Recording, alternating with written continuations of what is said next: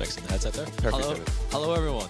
Jimmy Flick here with Kevin Ellis Jr. alongside me for the 5th round of the Porsche Heuer Esports Supercup. And this week we come to Red Bull Ring. Yes. A track that we both know very well. And I have pretty good experience and very vivid memories of how this all shook out last year. Yeah. And given that there hasn't been much in the way of change with the car and with the sim in this state, in this series since last year, I'll actually be able to give some half-decent insight into what's going on. But before we get on to that, iRacing have actually released quite a substantial update in the last week or so. Yes, they have. Yeah. Week and a bit. Biggest update we've probably seen in years, I'd say. I'd say ever, actually. Possibly I think ever, it's the biggest update ever, which is completely revolutionised, I think, not just iRacing, but sim racing in general, and especially from my side. You know, I've been a fairly big critic of iRacing over the years, I think it's fair to say, but, you know, credit where credit's due. Credit where credit's due. They've done a fantastic job with rain. Obviously, that's the main thing that everyone's sort of been talking about. But, you know, there's been a multitude of other changes as well, and from everything I've seen, it's been a really successful update from them. The first installation of rain, unbelievably good.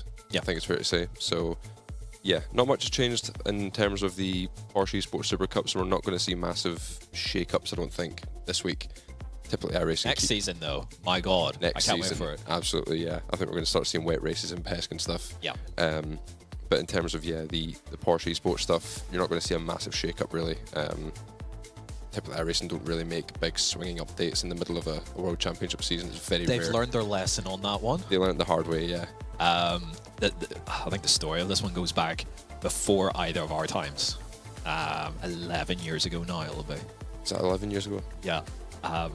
2013, we had a big mid-season update in the middle of the World Championship Grand Prix series to the tire model, and they got it so badly wrong that at least half the grid boycotted the next World Championship Series race at Indianapolis, where Fulvio Barrettini won his one and only. Right, but say Fulvio Barrettini's one and only ever win. It was like Indianapolis seems kind of cursed. I think F1 2005 it was, wasn't it?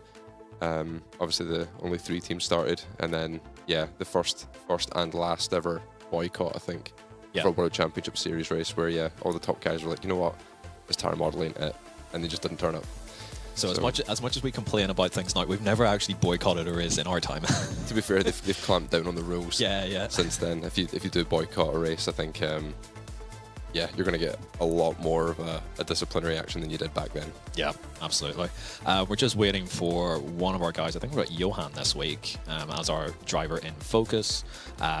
So once he gets onto his Q lap, we'll have a little look at that. But should mention, actually, Johan's downstairs this week. He is. He's not on 5G anymore, so there's not going to be any more chaos that we saw at Watkins Glen, obviously. It'd be funny, though, if the same thing happened. If he just brought his terrible connection with him.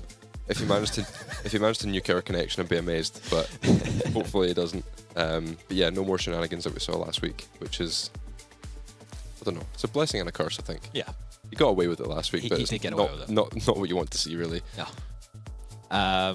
Yes, we can only focus on one driver because, in qualifying, it's because we have to jump in as a trusted spotter, and qualifying is low in qualifying.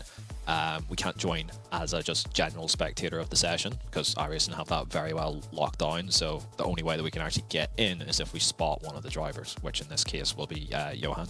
And speaking of him, there he is. Run to the line to start his lap. You want to talk us through it, Kev? Can do, yeah. So turn 1, obviously you want to open up the entry as much as you can. So he will moving over on top of the curb like so.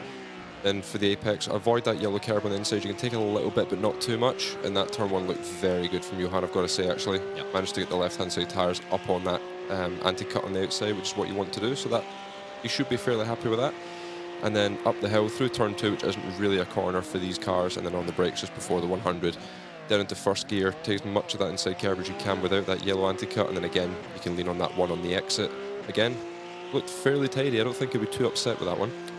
I think he had a couple of stabs on turn, like a couple of micro adjustments. Nothing major, though, as we come down into turn 4. Really, really tricky corner to get right. Obviously, downhill braking with these cars, easy to lock an inside front. Took a good amount of inside curb there. That's what you want to do. Throttle pickup. Yep, throttle pickup sounded good as well. and into the next downhill left. This whole section's really, really tricky. The car doesn't really want to get the nose in. You can see a bit of understeer initially, but I think he got there in the end. And then through this whole section, it will just be a case of off tracks, to not off track at this stage here. Take a lot of this exit curve. That was See close. him pop the cheeks. Yeah, a little shake of the head there. He's not too happy with that. I think it looked like he had a little bit of understeer through the middle part of this lap. Into the last two corners, Johan has struggled in the last sector versus our guys this week, so this would be damage limitation, I think, for him. Last corner, a little bit wide of the apex. You can see a shake of the head from him as well. He's not thrilled. He's not chuffed with it, but it's not terrible, at least from watching it, but we'll see where he goes. P5, so better than expected. Alejandro looks pumped. Because he's in P1. That's a big lap from Alejandro. That's big. He needed that. Given Alejandro's previous struggles around here, I think it was a couple of years ago, he off-tracked his qualifying lap. Yep. He has provisional pole position. 5 FPS, Lucas back? No. It's not 5 FPS. That was 0.5 FPS. You're seeing there. And yeah, Michael P9. Really, he'll be really happy with that. Of course, Michael's back in the States now. Unfortunately, he's no longer with us, so Johan is in. I like how you word he's no longer with us, as if like he's not passed away. Sorry, no. I should clarify that. It's not the spirit of Michael Janney racing. He's still alive and kicking. Clearly, he's a P9. He's ahead of Cooper Webster and Seb P11. Another week where Seb hasn't hooked a Q-lap together. It's 3 or 4 races in a row now. I mentioned it last week at Watkins. He didn't put together a great lap. The week before in Porsche GB, again, he was a little bit off the boil. And same again here. Same Zach down in P12. That's surprising. Luke P14. He won't be happy with that. Yeah. So yeah, quite a few big names actually. They're a little bit further down the pack than you might expect. Yeah. Oh yeah, Luca down there in P26 is not what we want to see. His woes have continued. I will say something about Johan's lap. So he took a lot of curb in T1, and he seemed to snag the right front on the yellow anti-cut curb on the inside of T3 as well. The rest looked okay, but he looked like he was still like fighting the car like a tiny bit on entry. Now, he's not really lost much time with it, but added up over the course of the whole lap. If you got a couple of corners just slightly off, like it's not going to be pole position in a field like this. Yeah. Now, one thing I do want to mention is last year's winner was Gustavo. Yes. And he is nowhere to be seen in the, unless I'm blind. I'm looking at P23. P23, so he's going to have a late, a long charge. I mean, it is worth mentioning in the sprint, he finished P10. Last year. So he didn't qualify great last year either. So his race pace around here traditionally is stronger than his qualifying. Yeah. But P23 is a tall ask, a really tall ask. That being said, like you pick off a guy a lap somehow, like if there's a track you can do it. You can do it here. It's possible. So a quick look at the championship points. Yep. All closed in at the top. Sebi not as comfortable as he once was, and Diogo was what, P2 on the grid? Yes. P3. Okay, so he's banked some quality points. Yep. He'll pull points in the sprint, providing he doesn't get shunted. Yep. And Sebi's going to have to try and find his way into the top 8. Has to. And pray that he starts at the front in the feature. Yep. It'll be interesting to see how this goes. Like this could really like turn the championship fight sort of on its head a bit. It's been Seb the entire way so far, and the momentum just isn't there with him at the minute. And Alejandro's doing his normal, his sort of last ditch attempt, like at the midpoint of the season. He's currently P5, but obviously on pole. Yep. A bit of a gap to catch Luke, though, it is worth mentioning. So Luke's a little bit down the order, and I think that was P14 we saw him. So he won't be chuffed with that, but he won't be. I mean, in terms of losing out in the championship, I don't think he's going to lose any positions today. But he's certainly not going to gain any. P14 in a 29 car field around here is not where you want to be. Absolutely not. Anything outside the top 10 and you are in the war zone. Yeah, for sure. You're in the gulag. Like it is grim outside the top 10 here. Now, to be fair, I've not actually experienced that personally because I've somehow managed to put quality laps together pretty much every time around here. But I've been there. I've been in the gulag a couple of times around here as well, and it's not a good place. Luca will be annoyed. He had a really good showing at Watkins. He did. And got himself inside the top 15, which is, of course, the auto advance to next season. So he's just above the bubble, but obviously starting last, or P27. P26. And like 3 guys off track, so. And Quentin isn't here. Quentin's become a professional rallyist, I believe is the and he's smashing it, we should say. He is smashing it, yeah. Yeah, fair play. He's live pest, but he's killing it in real life, so it's definitely well worth it. It might still show up to one of the last 2 rounds. It may show up, yeah, if you've got time. Have a dip. Why not? It's worth mentioning as well, Michael's on the outside looking in and starting P9. That'll be really good for him. He's only one spot out of the reverse pole. Yeah. So that will be his target, I think, for this race. It is, but it's so tricky where, because you're the outside looking in, he can't afford any of this to go wrong. No, he can't. So whether he goes full out attack and it's like, well, send it, he got a cracking opportunity to be in and around the the top 3 for the start of the feature, and then bank huge points, or maybe you'll see someone like Cooper and Seb behind and Zach behind as well, who they know what position Michael's in, and it's like, all right, we'll have Adam. So Michael's going to be really, really strong here and try and work his way forward and not look too much over his shoulder, especially looking at who'll be directly behind him at the start here. I think for Michael, the mindset's got to be move forward at any cost. Yeah. Even if you cause an accident, you're going to get a 5 or a 10 point penalty. I actually had this last year. It's still going to pay off because you're going to be banking 35, 40 points in the feature at least. Yep. If you finish in the top 3. So you're not really going to be too begrudged with a 10 point penalty at the end if it means that you can get a podium. So he's got to be aggressive. He's got to try and put cars between himself and Webster and Seb. Yep. Because those two are going to be on the send for sure. Yep. It should be a fascinating race, especially the sprint in and around where even we've got Kevin Nielsen there. If I just pull up the standings just mine again, so he's the bubble boy at the minute in P15. He's up there in 6th. So that's another one where like he's going to be bricking himself basically. It's like, right, this is the opportunity to score the big points to probably lock him in. Yeah. Realistically, and then you've got Lullum, who quite obviously doesn't care about anything or anyone. Yeah. We've seen him. We know how he drives. And I'm not saying, like, I actually quite like Chris, good guy, but like he drives like his karting background indicates. Like he is full send all the time. He's not chill behind the wheel, especially in P7, and you wouldn't be in P7 either. He's got to move forward as well. Like anyone from sort of 6th on back is like they want to move forward. Yeah.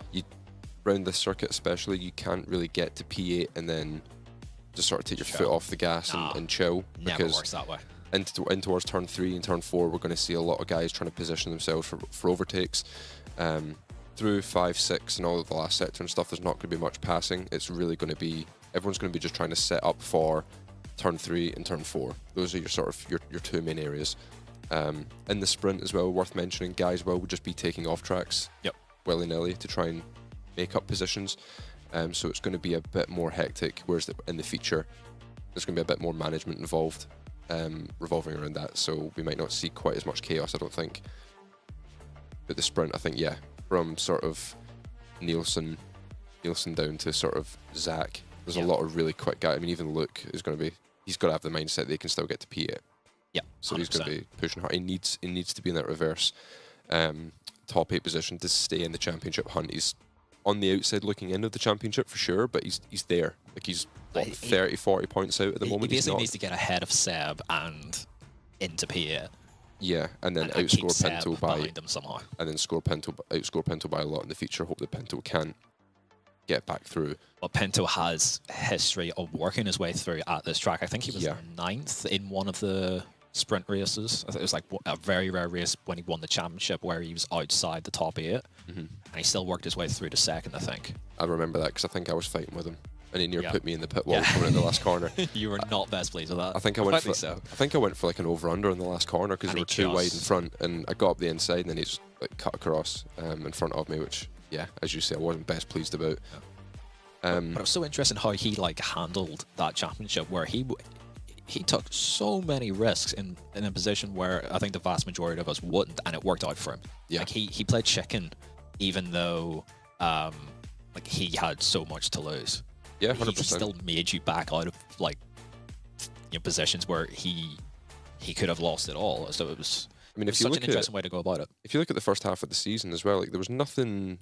He only won one race, and it was the sprint race at Barcelona. Yeah, and then outside of that, it was just sort of podium, scoring points and qualifying sort of thing. Then the second half of the season, he just put down 8 qualifying. That's pretty much what it came down to. Yeah, like out of the 19 races, he had 20. So out of the 20 races, sorry, he had 19 in the top 10. Yeah, and that was what won him the championship. And then Seb had those 2 bad rounds at the very start. Obviously, the feature at Hockenheim got taken out by someone in Coanda. I remember them having a bit of a rant about it. He then got wiped out again in Barcelona. Then won a few races, a few sprint races, that is. But wasn't making massive moves in the future. Not really. Like, I mean, he was qualifying pole, winning the sprint. And then getting like P5, P6. And then basically his championship hunt came to a near end. And is that Hockenheim? Or that'd be Nordschleife, where he finished P26. So why is Alejandro never in Corby, Spain, Joe? I mean, to be honest, there's not really much. I don't really see much point in Alejandro being here, if that makes sense. Like he's got everything he needs at home. You know, obviously he's got I think he's got a girlfriend and stuff like that as well, so he's not going to spend too much time away from her to come here. You know, obviously Johann's here just simply because his internet is not in a position to where he can race. And Michael likes to come over here as, you know, for him it's a really good environment to learn in and develop, because obviously Michael, although we're seeing great results from him, Michael's very much still in the early stages of his career, and any kind of insight he can gain on and off the track from us, I think, is sort of why he comes here. Yeah. And he just finds it good fun. Like, I mean, it's a great laugh here. And he doesn't have like the other commitments that Alejandro does. Like, he's finished his like university stuff or his college stuff. Sorry to be like American about it. And yeah, he's having a good time with sim racing at the minute. And he has that freedom to come over and have a go for a bit. Absolutely. So I'm looking at the 2022 season. A little bit of nostalgia kicking in here, and a little bit of pain as well. Yeah. And like, I think I was like, what? I don't know how many points that is. I was almost like a whole race or a whole event away at the end by Diogo, but I did get shunted in the last race. It was like the first run at Hockenheim, and then I managed to hook together a bunch of like really good results. Like in the mid part of the season, I was like second, fourth, second, fifth, fourth, third. Yeah. Won the sprint at Le Mans with a P2, and then Monza going to Monza. For me, never a circuit I've ever run well at. Even in Rennsport stuff, to be fair, we went to ESLR1 and never really had any fortune there either. Yeah. But yeah, that season from Diogo that you mentioned, I mean, he had 20 penalty points, it's worth mentioning. Sebi didn't have any, as I had none either. So Diogo was aggressive in the first start of the season. I think there was like 3 or 4 incidents where he was found at fault. Yeah. He sort of brute forced it, but was like consistent at the same time. Exactly, yeah. Like he was able to brute force results, but the points that he would gain through causing an incident would offset the penalty points that he was given. And then in the second half of the season, as you say, he just went into full management mode. Yeah. Didn't really take that many risks, to be honest, because he didn't really have to. He was so far ahead. Like it was that last round at Monza was hilarious, where like he basically pulled over in the straight for me. It's the biggest switch, I think, in like driver attitude ever. Like Diogo's always been known for being super aggressive. Like, you know, if there's a half a car width gap, he's going for it. Yeah. You know, if you're side by side with him, there's going to be a little bit of, well, especially since the second half of that season, I think he's sort of carried that on to an extent. But the second part of that season was a completely different Diogo to what we saw in the first half. And again, as you were saying, like it was that far ahead. It was all on Sebi to make the points back up. Yeah. And that's why you saw like a few mistakes creeping in from Seb, because he had everything to do. Yeah. So, and it's worth mentioning actually, Sebi's been second in the championship the last 2 years, right? Or is that 3 years now? He's been the bridesmaid. Okay, no. In 2021, he was 5th. So yeah, a rough season. That was when Coanda, I mean, Roger's results in the 21 season were just disgusting. Yeah. Absolutely disgusting. Was that 8 or 9 races in a row and his worst finish was second? Unbelievable.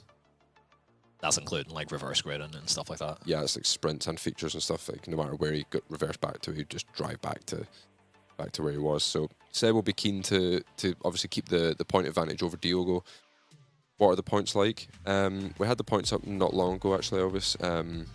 Seb is like, what, 25, 30 points ahead, something like that. You've got the points there. Thank you, Lee.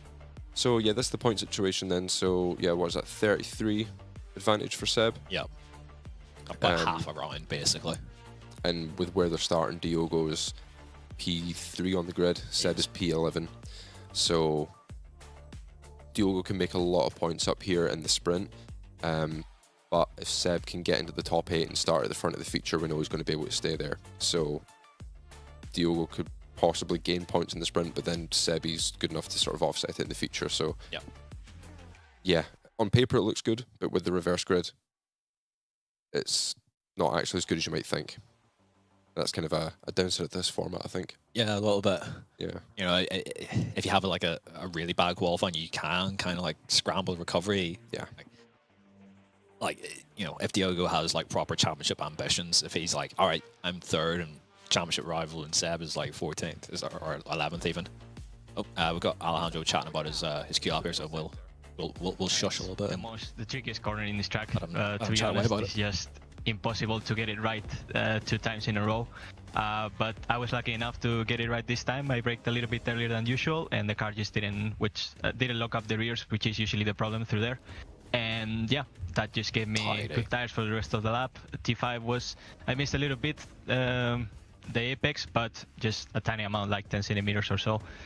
Which was completely fine. And then T6 is also a hotspot for off tracks in this track. But you'll feel that in the car. I tried to keep it relatively safe, but you'll know, like it's on the outside. It's like, well, it doesn't look like he's really missed it by anything at all. But you'll feel that, like in the car, whether you've got that spot on or not. Yeah, of course, it is tricky. The last corner is probably one of the scariest in this track as well. Roof camera in terms of track to moved really judge. I just and I was doing a little bit, kept it in fourth, and just pray for the best. I had a kick-off oversteer on the exit of the corner, but differences that make all the difference at this I'm level. happy with it. Yeah. Like a 5 meters right back to throttle or something like that is enough to lose you half a tenth. But from where we're sitting, like you can't tell that. You can't tell from the audio, and especially if we're not out there doing laps ourselves, where you really do learn all the small instances. If you know, I've not done a lap around the circuit in almost 2 years in the cup car, but unless you're driving, it depends even on the it's weather still as hard. well. Yeah, like it's still hard. Like if it's a little bit hotter, sometimes the line can change very slightly, so you just don't really know. Dave, hello. How's it going? Hello, Samsung. How did the second race go for you, mate? I seen the first one was solid. Steady, what was it? Like, I think P7, we got that right? Which reverses you to like pretty much the same spot, or at least something pretty close. Second race was brutal. You scored the points you needed. As long as you got the points that you needed, that's the important thing. All right, so we are gridding. Fantastic. So to answer the question, when green, when do we go live, like with the race? When iRacing say, yeah, we're done chin wagging about other things, and yeah, here we go. I guess are we pulling up with grid, Lee, or do we not have enough time to run through it? Okay. All right, cool. So Alejandro on pole, Johan P5, Fillmore P9. Still got the little, is that an iguana cap he's got on? Yeah, he's back to the iguana hat. I rate it. I do. Luke P14, Salva P20. Tough one for him as well because like he's well out of it in terms of the points. Like he's nearly a bit words. 48 points off of the cut, which is rough going. Luca P26 there. He's pretty much on the cut. He's 1 point ahead of Kevin Nielsen in 15th. But I mean, he's done a lot of last first races at Hockenheim this week and doing the stream and stuff early in the week. So he's got practice of working his way forward. As does Michael actually. So hopefully these guys have got the good vibes, the good Macumba, and can move forward. I just hope Michael has got the right mindset for this race. I hope he's telling himself, like, be aggressive, go forward. I'd hate to see him be in such a great opportunity to start on pole in the feature. Granted, it's actually not the best place to start. No.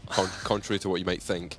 It is a horrible track to be out leading early in the race, I can tell you that much. Yeah, leading around this circuit just fries the tyre off. If you sit P2, P3, you can save like 5% on the tread and just keep the temps down. Yeah. It's all about temp management at this circuit. How many rounds left? We've got 3, including this one. Yeah. And so definitely speaking from experience, I got to 1.2 seconds out front, so I can drop these guys, I'm gonna win the race. And then it flipped the other way. Not good. All right, there's Horizon. And away we go. On board with Johan. It is a good start. It's got to the outside of Biko, which is pretty much actually where you want to be. You want to be on the outside T1. You got room then to be allowed if it does go all Pete Tong. It's scary though. It is scary. They've managed that well, to be fair. They've all sort of filed in. Yeah. And this is what you'd expect from the sort of top 5 in the sprint. They're not going to do anything too crazy. everyone knows the score. It's not really worth winning the sprint, to be honest. Like in Johann's position, maybe you go for P4. If you can, you hold P5. Like, but yeah, there's very little difference between P4 and P5 in the sprint. It's like 2-3 points, something like that. So which you offset in the feature anyway. So yeah. Yeah. Someone had a bit of a dive up the inside of Johann there from behind. Kevin Nielsen. So he's clearly keen to move forward. Which, to be fair, we did say from P6 back they're gonna want to push forward. They don't want to be sitting on the reverse grid. Alejandro hard on the defend there into T4, which is interesting. Now the race is short enough where you can't get out. Oh no! Michael's got turned. Oh, Mike got turned. He was down 1 after T3. Mikey. Well, nothing else for. He's got to go hell for leather and try his way forward. He's going to be gutted. You can tell in his face he's absolutely fuming. It's just more disappointment than anything, I think. Yeah. I'd love to try and see what happened there. I'm not sure if we're able to, but we'll get to it probably at some point. So he does some camera jiggery there. Save that one, and yeah, fuming for him because yeah, it was the opportunity for him to score huge points. It's probably not going to happen now. There's yeah. He's dead. No other like incidents on that first lap. Just a couple of position changes here and there, but nothing dramatic. Caruso took a big off track on the exit there. Yeah. So this is what we were talking about, where the guys in the sprint are going to use the off tracks to try and position themselves for overtakes. Whether Caruso meant that or not, I'm not sure, because he looked as if he lifted out of that there. Didn't really take the run. Oh, it's well defended from Alejandro. Yeah, he let Jordan get to his outside and then just sort of pushed him out just a little bit. That was really well managed. And worth mentioning, Zach was ahead of Seb, and now Seb's back ahead of Zach, so he's only one position out of the reverse pole as looks in. Oh, that's deep. That's a good move. That is. That's very forceful. good move. But he needs to make that move. Oh yeah. He has to. Like, this is it for him in terms of like championship, challenge really. He has to work his way forward and get inside the top 8. Shown in absolutely. But it was a good move. It was well controlled, forceful, but like he didn't push Kai took there off the road by any means. Like he just landed on him on the way through. So yeah, good move. Interesting to note as well. So obviously we discussed Sal was trying to work his way forward on Jensen there. We mentioned obviously you don't really want to lead around here, but in the sprint race with it being only 10 laps, you can get away. Like the tire's not going to completely die in 10 laps. Yep. You might still be under pressure at the end, but the difference between first and second is not huge in the sprint. Not really. It's still something, but it's not massive like it is in the feature. And looking at the gaps, slow down for Caruso maybe? I'm not sure. Or was that... he made a mistake the previous lap. He ran really wide on the exit T1. Those guys are side by side now. So Alejandro has a chance, not to break draft, but at least just to put distance between himself and everyone else. This is perfect for Alejandro. It is, yeah. Absolutely perfect. I saw Michael throw his hand up again. I think something else has happened to him, which isn't good. He's still at the back there in P29. Luke has moved into the top 10 as well. He's passed Zach. Yeah, he's working forward. Oh my word, what have we tuned into here? Hello. Well, this is perfectly timed cut right there. This is dangerous though, because Luke is 0.8 behind Cooper, and Seb is now into the top 8. And he's got basically friends around him as well. So I think we know how this is probably going to pan out. For this pack here, the reverse grid pole is probably over unless something major happens ahead, but it normally doesn't in the sprint. Yeah, it's slipping away. As is Pinto from Sanchez. Pinto's now almost 9/10 behind. Yeah. He will get back to Alejandro. If Caruso doesn't fight him. If Caruso does not send yet. Johann, meanwhile, just chilling there in P5, just having a leisurely Saturday evening drive. Yeah, I mean... And what else should he do at this point? Yeah, he'll be pretty relaxed, I think. If Nielsen gets much closer than this, then he'll probably be in a bit of a situation where you'll want to send or be sent. But Nielsen's not under direct pressure right now from Willem, so that's something that's well to take into consideration. You might be in range of... Salva's had an issue as well, so awful. Both our guys at the back. Yeah.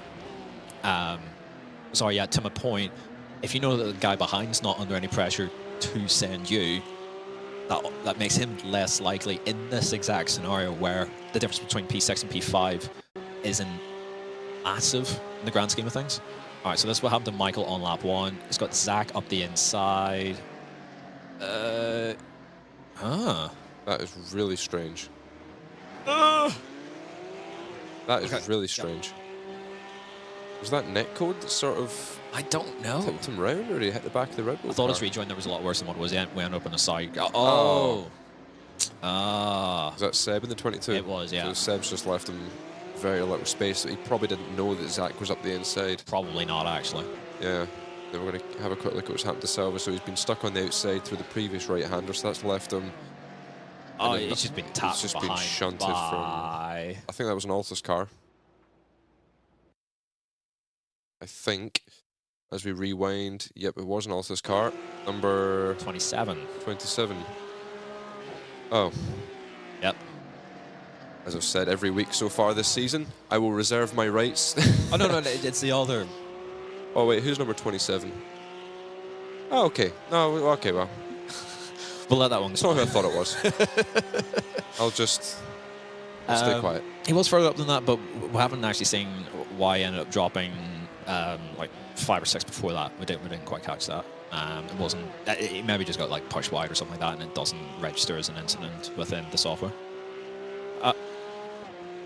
Okay, so I think we've got the replay of what happened just before Salva's I murder. think we've seen him get seen him rejoin. So, oh, no. Jesus Christ! Yeah, that's a slam dunk. Who is what? 54 is 3.14. I think he was getting lobbed as well. I think he got hit. It looked as if he got a bit of a nudge at the rear end, and it's just sort of pushed him. And if any kind of contact happens into that corner with it being downhill, yeah, it's like it's game over. You can't just apply more brake to try and slow the car down. You're going to lock a tire, and yeah, it's game over. Some of the driving standards resemble a bottom split F4 race, sort of. I've been a big believer of we all crash pretty much the same amount or near enough the same amount at the top level as you do in that sort of level.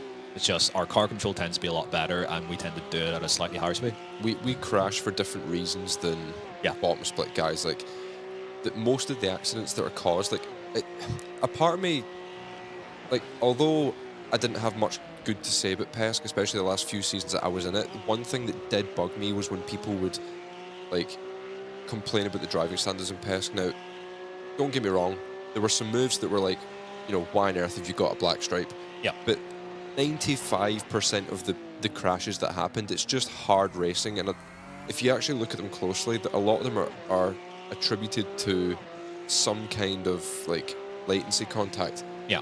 The amount of netcode crashes that we had in PESC that was biblical in 21-22 was shocking. It was unbelievably bad. Nicholas Hubin with the raid of 151 viewers into our show. Oh, Nicholas, thank you very much. Appreciate it, mate. Thank you very much. Welcome to all the new viewers. Welcome to the PESC team stream. We're with Jamie and I. If you don't know who we are, we're both former PESC drivers. Washed up.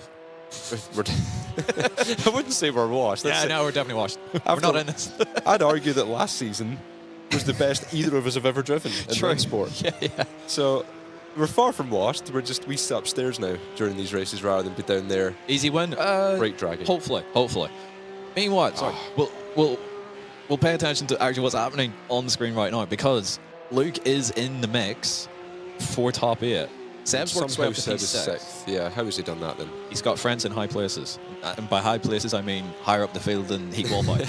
Yeah, true. Nielsen is probably the victim of all of this, because he's the one who has quite a lot to lose here, and everyone around him kind of doesn't. It's amazing how much time they've lost, because Nielsen was... Oh, they've been scrapping hard for the last 2 laps. Yeah, like Nielsen was sitting sort of 0.2, 0.3 off Johan, and now the gap is like 1.5. Yeah. So, crazy. So Luke is full send to try and get ahead of both Lullen up the inside, and 3 wide, come on. Yeah, he's in. Here he goes. Oh, he's moved across. He's 100% moved across there. And that's... Jesus. Jeez, I mean... I don't even know what happened there. It was a big lob, but yeah, I think there was definitely an argument there of moving under braking. Yeah. I think Lullen saw him was coming like and was closing that across. Yeah, it was a bit... That was a bit naughty. Yeah. A bit naughty. Oh, no! And now he's been tipped round by Webster, I think. Sipler. There's more shunting. Hello. Yeah, it's all kicked off. Oh, man. And it has bunched up now, up at the front. So, this is not a typical sprint race. Normally it is a little bit more chill. To be fair, in the battle for 7th through 11th, it kind of always goes that way. But I'm gutted for Luke, man. yeah, Gutted. that's championship hopes probably over, especially with Seb now in P6. Yeah. Reverse into 3rd at this point. It's going to be a fight between Alejandro, Johan, and Luke for P3 in the championship, I think, Yeah, going to the end. I mean, it's not going to be a bad result for the team if we can pick up 3, 4, 5. yeah. But these guys We're not are going to turn our noses up at that, but we want at least one guy in the championship hunt. So looks like Luke's boxed as well with a meatball. So as we mentioned, Pinto has gotten to Sanchez. Question now is, how hard does he fight? He's fighting harder than Caruso did straight away. Yeah. Caruso wasn't even going for it, whereas Diogo, I mean, Diogo will know that Seb is made P6, so Diogo's going to try and make as many points as he can while he can. Yeah. And then hope that in the future he can work his way through, because, as you mentioned earlier on, Diogo has a history of that. He does. He has a history at this circuit of being able to make his way through the pack, so he's not going to be too concerned about starting P8 in the future, I don't think. He won't really be thinking about that right now. He'll just be thinking He needs to get his points now. Yeah. Yeah, 100%. So Alejandro obviously in the similar position of just score the points whilst they're there, and see if he can hang on. I do feel though that because he's been out front the entire race, the tyres already I don't think will be in his favour. It'll be a struggle for him. they're not going to be in tip-top condition. No. It won't be terrible. Like it's not going to be to the point that you had it last season where you couldn't even compete with the other guys, that you couldn't even fight them. It was hilarious how bad it got for me to the point I was losing 3 to 4 tenths a lap. Like that just shouldn't happen, you know. Without a big error, without anything major happening. Like I had so little grip that I was letting guys actually have the inside for T2, hoping I could get the run off and defend, and I was getting out dragged in the traction zone with guys up over the inside curb. Yeah. Well, I was still like I had no grip. Oh, Alejandro using every last inch of the track there. Yep. Still looks remarkably calm, which, to be fair for Alejandro, is fairly normal. Yeah. Doesn't actually. This is what he does. Doesn't sort of look too stressed really. Surprised that Pinto didn't actually like send it there, sort of knowing how he can drive. Yeah, I mean the opportunity was definitely there. There's a bit of a scrap now for P7 between Zach and Coiter. They're at the lead of that train, so Seb is somehow Seb has crossed that gap of 1.5. To be fair, like Alejandro is like defending for his life here. Oh yeah, for sure. Which is backing everyone else towards Seb, and Seb's had draft as well, which you still get at 1.5 around here. Somehow. Yeah, you get draft from what is it, like 2 seconds in these cars? Something close to it, yeah. Yeah, it's like 1.92 seconds. It's pretty crazy. And then obviously like all the defending. So like Johan's probably sitting there with like tires that are probably 3 to 4 tenths better than nearly everyone around him, because he's not pushed at all at any point in this race. He'll just be... He's sitting chilling like half a tenth behind the car ahead, thinking, why are these guys not going quicker? Diogo just studying for now? Possibly.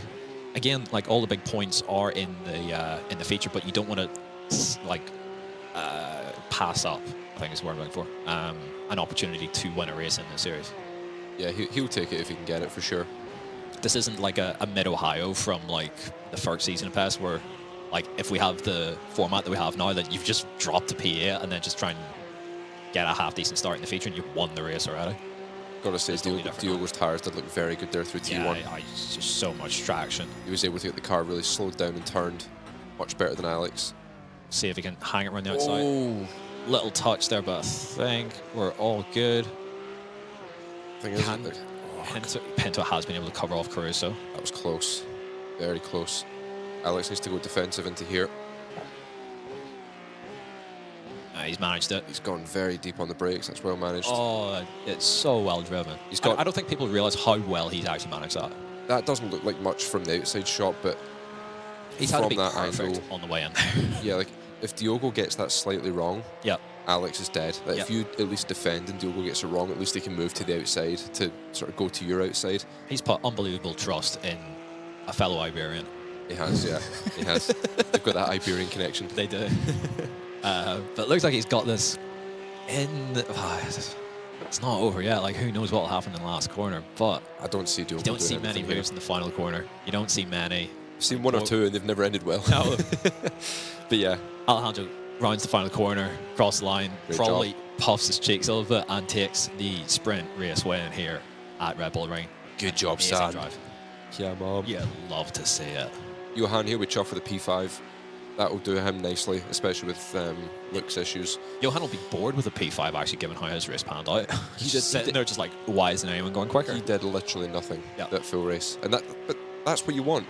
Yeah. It's not just a case of like, obviously he's banked P5, but one thing that people don't really understand is like with Pesk, it is quite mentally, not so much physically, but it's definitely mentally taxing. Yeah. If You can't make any mistakes. Yeah, you can't just you can't put a foot wrong for an hour and a half. So, and obviously you've got the rise in adrenaline before quali, then it sort of drops down and it rises again and drips and drabs throughout the sprint, and then you get a big dump again before the start of the feature normally. So if you can preserve a little bit of mental energy during the sprint, typically you want to do that. Yep. It's always helpful. But it can also be tough if you have such a simple race. Sometimes your brain switches off. I've had that a couple of times, like in a Le Mans race or something, or a Nord race. We know what happened I've in just- that one Le Mans race where because nothing was happening, we're just riding in line. I did switch off just at the wrong point. And then you just crash. Yep. Kevin, you said you have a big dump before the feature? Not only before the feature, I might do it right before quali. Yeah. A pre-race poo. Yeah. That's always the. That's Good strat. Yeah, that's a good luck. That's a good luck ritual. Look who's just gone for the big dump. he got the headset off quick. I mean, I will say, I nipped down for a quick toilet break before the start of the broadcast, and someone's had some pre-race nerves down there. They have a night. We need to get the cleaners in on Sunday morning to get that sorted. It's not going well. But yeah, just a quick little roundup of the results there from that first. I've lost it. It's all gone Péton. Michael recovered, I think, back to 24th. It's obviously not great. Salva in P26. Luke will be right at the very back, and all he can do is just full send. For all three of them, it's just full send and try not to pick up any stupid penalty points on the way, because that far back, the penalty points do matter, because you're only gaining maybe 1 or 2 points per possession. Yep. And you'll lose 5 or 10 if it goes wrong. Okay, we are pulling up the replay of what happened to Mr. McKeown. And Right on time, Owen, as you requested it. Lee managed to get it up for us, so let's have a gander. So Luke's gone for the move. I mean, Lullum is... like, where's Long going? And then, Zach is just like... It's like the greatest thing he's ever seen in his life, where everyone just crashes in front of him. I mean, that is very naughty. Very, very naughty from Lullum. I think so. And he's got plenty of space there to his left. Yeah. So unlucky for that Red Bull car as well. Like, no matter where he went, he's just Cooper, stuck. wasn't it? Yeah, it's Cooper, yeah. Just no matter where he goes, there's the car stuck in front of him. And then on board with Lullum. Yeah, I mean, I agree with that. Like, I don't know if it's like... Yeah, he's covered so early. Like, I think that's... He's made, the big thing is, right, if you're going to make a defensive move, you have to do it before you hit the brake pedal. You can't start to make a defensive move after you've hit the brakes, because by that point, everyone is committed. Yeah. Once you commit, you can't back out of it. No.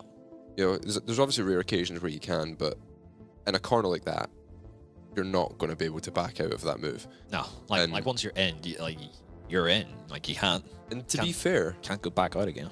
To be fair, Luke didn't look out of control there. No. I have faith that he was going to make the corner. It would have been a bit tight, don't get me wrong. Yeah. But if you're going to go 3 wide into a hairpin, it's never going to be comfortable. It's not going to be pleasant for everyone. No, but Luke had to do it. He's sitting P10. That was the reverse pole right there. Yep. And Lullum has just tried to obviously close the door, but just a fraction too late. In Suzuka 89, I think it was, where he's like just he's not even trying to make a corner there. You ain't talking my language, mate. Well before me. I've never seen a race from before. You must have seen the clip where Senna's tried to go up the inside of the chicane in Suzuka, and Prost has literally turned in I think I know what you're on about, yeah. like 2 car lengths early to cut him off, and yeah, and go spearing off into the front off area. I think I've got you. But yeah, that was, yeah, it's tough. Like, I get what Lullum's trying to do, but I've just got roasted there. That's so debut. That's harsh. That's so tough. My earliest memories of F1 was watching 02. I think I saw the arrows going around Melbourne. I was like, that car looks sick, but why is it 4 laps down? Yeah. Why are they so bad? Yeah, that's a correct assessment of the arrows in pretty much every race it was in, except for I think one, which was Hungary 1997, where Damon Hill almost out of nowhere won the race by a mile. And Jesus. Then had an issue with like 3 laps to go, like the throttle linkage completely. Oh, really? Ended up losing like 15 seconds a lap and lost the race. That would have been Arrow's only ever F1 win. Oh, there you go. A car that couldn't qualify half of that season as well, mind you. It was that bad, and then just rocked up to Hungary. When you say couldn't qualify, was that like the 107% rule, or was it just other issues? No, 107%. Oh, really? Like, it was so bad in places with it. Like, I remember they're struggling to make the grid. I remember the HRTs being bad for that in F1. Wow, it's ridiculous. Apparently I was there when man first invented the wheel. I mean, if you told me that, I would have believed you. Right, moving on to the feature starting grid. Then we've got Johan P4. Sam Coiter somehow, through all that chaos, is on pole. Somehow. So he'll be chuffed with that. But for our guys, he'll be chuffed for his P4 whenever Seb overtakes him. Yeah, I mean, I was about to say, like, for our guys, that's another friendly face for Seb, which is not something that they really want. But Johan starting P4, he'll be happy with that. Alejandro P8. Now, to be fair, that's actually not a terrible spot to be in, as long as there's not a ton of carnage directly behind him, because he can sit chill, save his tires, and then attack late in the race. Yeah, and you can attack late in the race. As we said earlier, Gustavo won this race last year from P10. What you've got to remember, though, is that it's so easy for it to splinter off here. If someone P4, P5 does something a bit daft, and you're starting P8, all of a sudden you could be 2 seconds away from the lead group, and you've got to try and get across a 2-second gap. In that point, you use tires. If you're second in line, guys behind might start trying to make moves and stuff. So it's so easy for the lead group to like slip away from you. If a couple guys get a little bit impatient, or even someone makes a bit of a mistake and accidentally sends someone, it could be enough to lose draft, and then all of a sudden your chance of a win is over. Yep. But I'd like to think PES have been around long enough. These guys know how these races go. Most of them do. So some of the guys aren't new into the series. They shouldn't be losing draft. Like, shouldn't. It should be a 29 car train. Yeah. In reality, but it's not going to be, because there's always one. There's always one that like sends it 4 wide into T2 or whatever. Good point from Vince. Monza's double points. It is. I forgot about that. That's actually a good shot. So Alejandro and Johan still in with a shot. Still in with a shot. Revs Horizon, time for the feature, and away we go. Bam! SDK start. Love it. The 11265 start in action. Yes, mate. 11265. Straight up the inside. Love it. Yeah, we're in. I just push him wide and exit. Yeah, P7. Love it. All right, nice and chill, hopefully. 1 down, 6 to go. The timing's gone haywire. Timing has gone nuts. Everyone's either died or they've all survived, and I can't really tell. I think Lollem's in the pits. Lollem is in the pits. Oh, big check up on the inside there. I guess it's a huge shunt, but we're not allowed to look at it because... Oh, look his look his entire sim rig just vibrated. Alejandro was laughing there as well as he got overtaken. Yeah, which was interesting. I've never seen someone laugh while being overtaken, but I think it was just the magnitude of that checkup was what was worth laughing to. Johan P3 as well. Giga. Johan P3. Luke up 10. It's P18. Sadly, we've had issues for Salva, and I don't think Michael's made a particularly good start either. Yeah, both of those guys are like off the back of the pack, based off of what happened in T1. I'm sure at some point we'll get a look at it, but in the meantime, we cut to Johan and connection. He's actually brought the bad connection with him. He actually has. He's sitting on a gigabit business internet connection. Yep. And he's still managed to blink. That's impressive. Wow. French behavior right there. All right, so Johan's strat here is chill in third. Do nothing. Do nothing. Unless Seb sends it, then defend. Yeah. Defend with his life. Yeah. I'm surprised by that, actually. Luca's up like what, 10 spots or something? Luca's up 10. Luca is up 1. Oh, Luca is up 1. Yeah. Okay. I was about to say, so like I thought Luca gained more than that, and his rig was looked as if he'd actually been involved in a 52G impact. He was in an 8.4 on the Richter scale, and then gained one position out of it. Johan up to P2.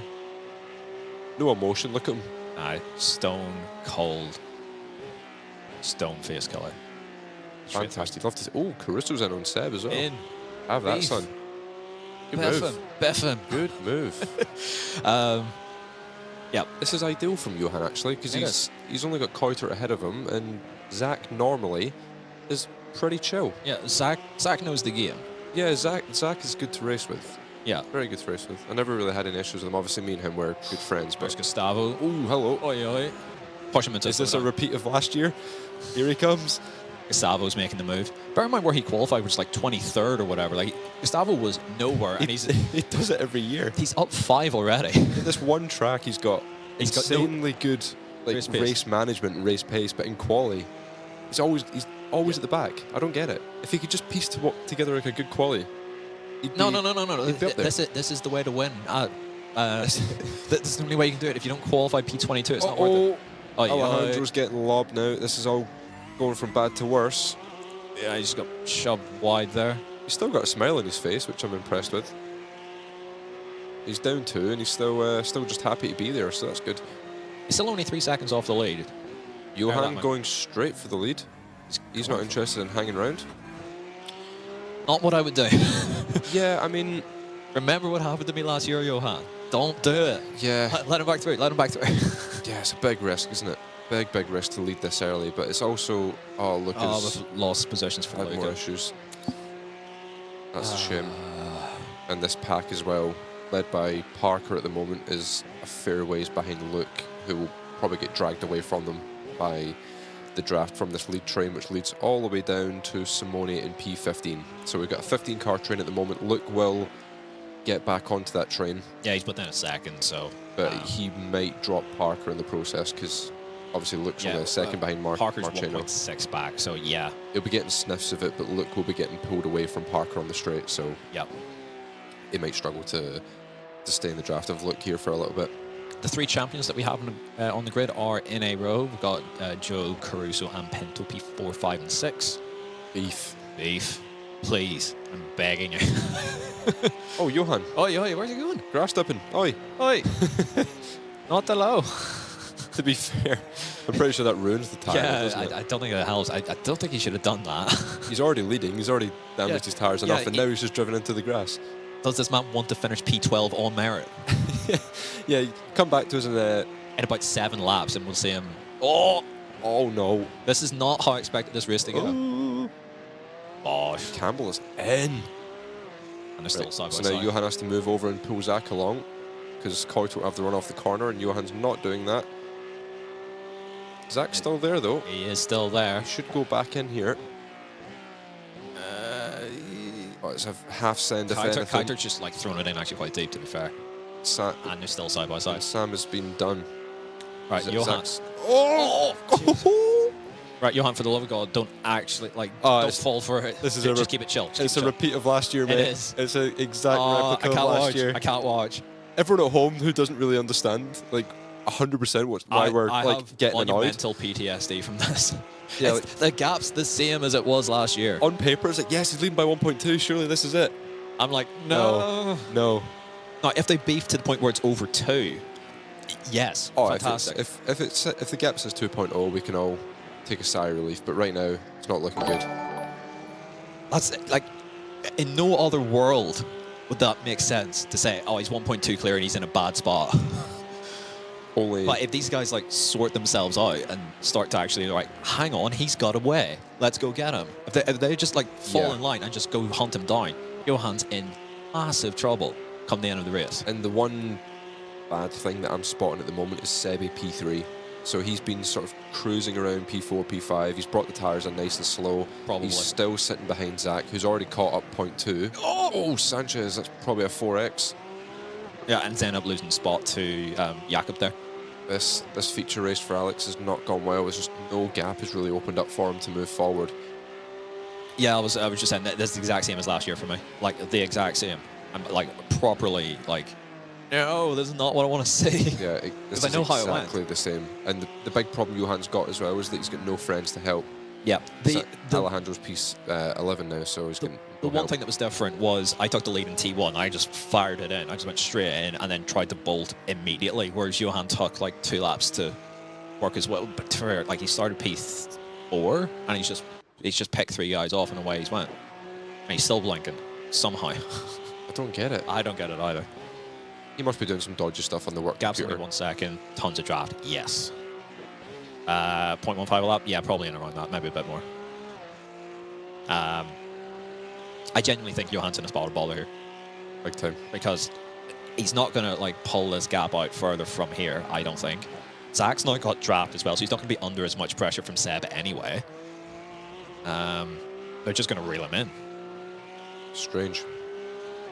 Very strange, that racing tire model. I mean, I'm sitting here looking at Seb thinking... Seb's got this race nearly won already. This is the perfect spot to be in. Because Zach needs to push anyway, even in P2, to like get there. He won't take as much out of his tyre as obviously Johan. Yeah, unless Johan actually is just chilling. But even still, I don't think it's... You can't save the amount of tyre that compared to the guys just sitting in draft. Like, it's just not possible. No. How did Gustavo get to P7? The only way he knows how, by just firing it in and getting away with it. Yeah. So he made some damn good moves along the way. See ya. There's another case of someone trying to pull an over-under when there's just no space to do it. I've started seeing this so much in sim racing recently, where guys are going for massive cutbacks and then just having no consideration for the guy behind who at some point has to make the apex. Yeah. Like it happened to me. Can't just vanish. It happened to me in ESLR1. Like, someone went for a massive cutback. Yeah. I was on the inside, and the guy turned across and put me in the grass, and I got found at fault for it. And when I asked the stewards about it, they said, "Oh, you tried to make the move from too far back." And I was like, "Well, I didn't go for an overtake. The guy in front is." He went so far wide and then cut. He's gone halfway into Austria and then for the cutback. Like, it doesn't make any sense. Or Switzerland, whatever country. I don't care. Qualifiers to get into the series? Yes. There's like 2 stages of qualifying. So the guys that don't finish inside the top 15 here get relegated into what's called the Contender Series, where they join the top 15 from a qualifying series, and they sort of meet in the middle, and then top 15 from that progress back up into the Porsche Heuer Esports Supercup. Yeah, like what can Luke do there? Yeah. Nothing. Like, you can't expect a guy to... that's went on the outside to just swing straight across. Like, once you've like committed to your corner exit, like even if you jump off the throttle, like you're still probably going to make contact.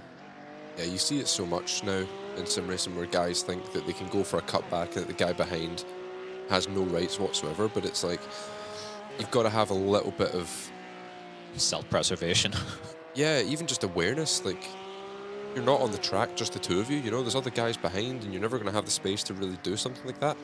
Yeah. So whenever I'd go for a cutback, as I'm hitting the brakes and turning in for the corner, I'm looking in the mirror. I'm not even looking in towards the corner to see where I'm going. I'm checking the mirror to say, right, have I got the space to perform a cutback, or have I got to just concede this position? Or do you even just hang behind outside and leave the space on the outside for them? Like, yeah, so many guys are doing this nowadays, and it's just really, really daft.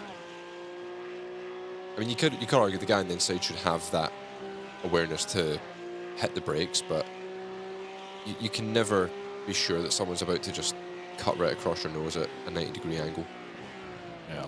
Johan about to get devoured? I hope not, but that's what I fear, because the gap's down to 4/10 from 1.2, and it didn't take that long. The only good news is it's only lap 8, so if he does get past, there's still an opportunity to cool the tyres down and everything else. It's not when this happened to me last year, it was that bad that I didn't really have an opportunity to just reset and chill. It was only like with 6 laps to go by the time I'd fallen to P6 that it actually settled down for a couple laps that I could chill, and then I think I got 1 spot back. Yeah. But by that point the damage was done. Yeah, and the big problem as well is Zach has brought everyone with him. Everyone. The top 6 are sort of broken away from Gustavo at the moment. And Gustavo, again, he will get across that gap, but not for another few laps, I don't reckon. I reckon maybe lap 10, lap 11, he'll be tucked up on your Pinto. It's more actually, so I look at Gustavo's gap to the lead rather than Gustavo's gap to P6. As long as, he's probably still going to close on the gap to the lead, and that's all that really is important for him in his race. Yeah, 100%. He's only a second behind Pinto, so... Yeah, eventually everything will stack up and filter out a little bit as some overtakes start to happen. And the fact that Johan doesn't have any draft, Gustavo does have draft from 1.2 back, he'll eventually just slowly work his way forward.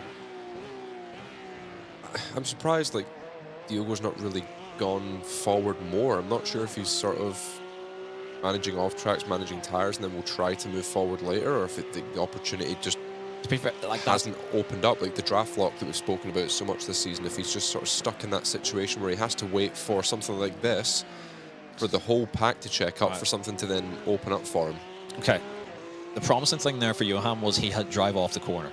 Plenty of drive off the corner, which is something that I didn't have in this race last year. So that's a good early sign, at least, that he's still got some rear grip. Johan's managed the draft well. There's our Seb sort of pinched Zach, a little bit of a wobble under braking from Sebi as well with the wheel-to-wheel contact. Yep.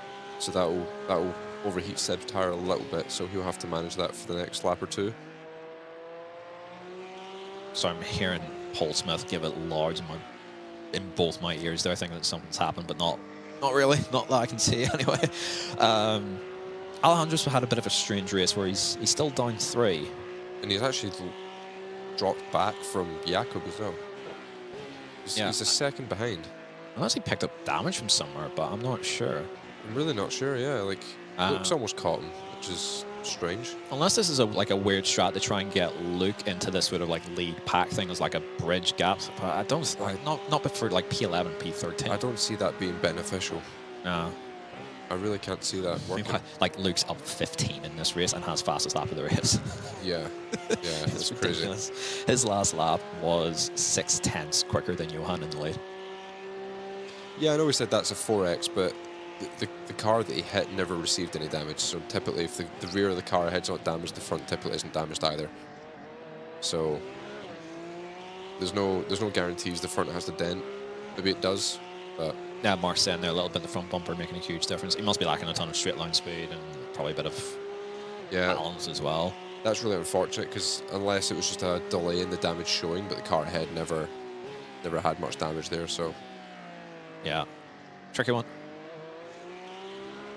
I couldn't see damage on the rear end of the car that Alex hit. I didn't see any. I acknowledged the contact, but not any damage. So.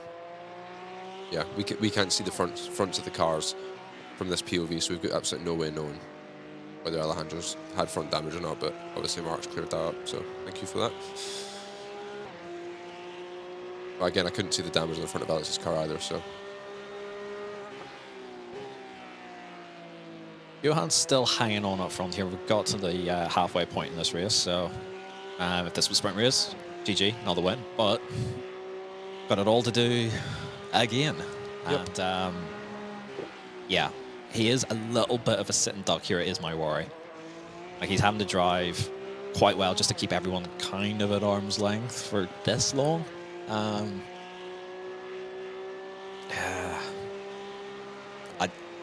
wasn't a huge fan of his approach to try and get to the lead early.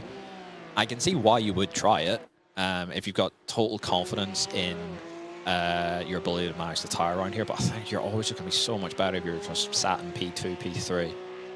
Like where Seb is and has been pretty much the entire race is where you want to be. Yeah, it's a tricky one. Gustavo is now onto the back, or pretty much onto the back of Biko there. Oh, no, sorry. They've swapped positions, I'm pretty sure. Who's that, sorry? Gustavo, because we said that he needed to bridge the gap. That gap actually has been bridged, but it's by Biko, not by Gustavo. Biko's got back ahead of him, so... Yeah. Yeah. It's tough for Johan here because, like, taking the lead early, it's like any chance of an accident happening or being tied up in someone else's mess. Yeah. Like, that...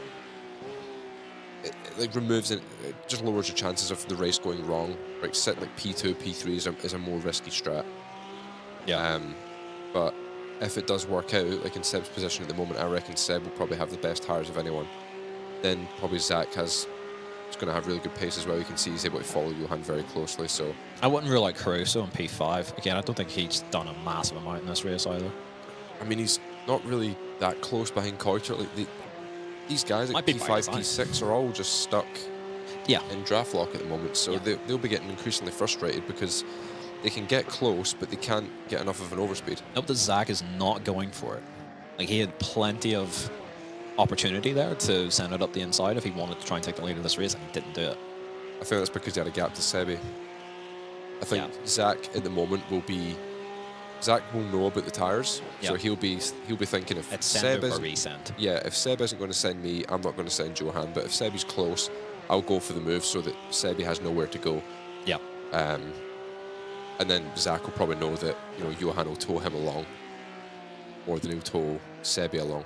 Sure. Or best case scenario, Johan will keep them both side by side until the next corner. But Johan is like definitely hanging on a hell of a lot better than I did in this race last year. So clearly he's figured out the tires. To be fair, I was struggling so much with like understanding why I had no rear space, because normally I'm fairly good, especially at managing front tires. I feel like it was something I was always like quite good at, but it didn't seem to matter. I was really struggling for front end pretty much every race of last season. This is now, if I got this correct, a 14-car train for the lead. And it's about to, kick off. Yeah, it's about to kick off. We've got 8 to go. Now is the time to start using off tracks if you can manage it. I've not seen Johan really pick many up, to be honest. He's looked fairly clean out front. And maybe that's what's worked in his favour, is that he actually hasn't really pushed. Here goes Zach. Zach's going to make an attempt here on the inside. Right, let's see what kind of drive Johan's... not as strong as the previous attempt. Zach managed to hook that apex curve really, really well. Yeah, he did. And if you can hook it well, you can actually get substantially good drive off.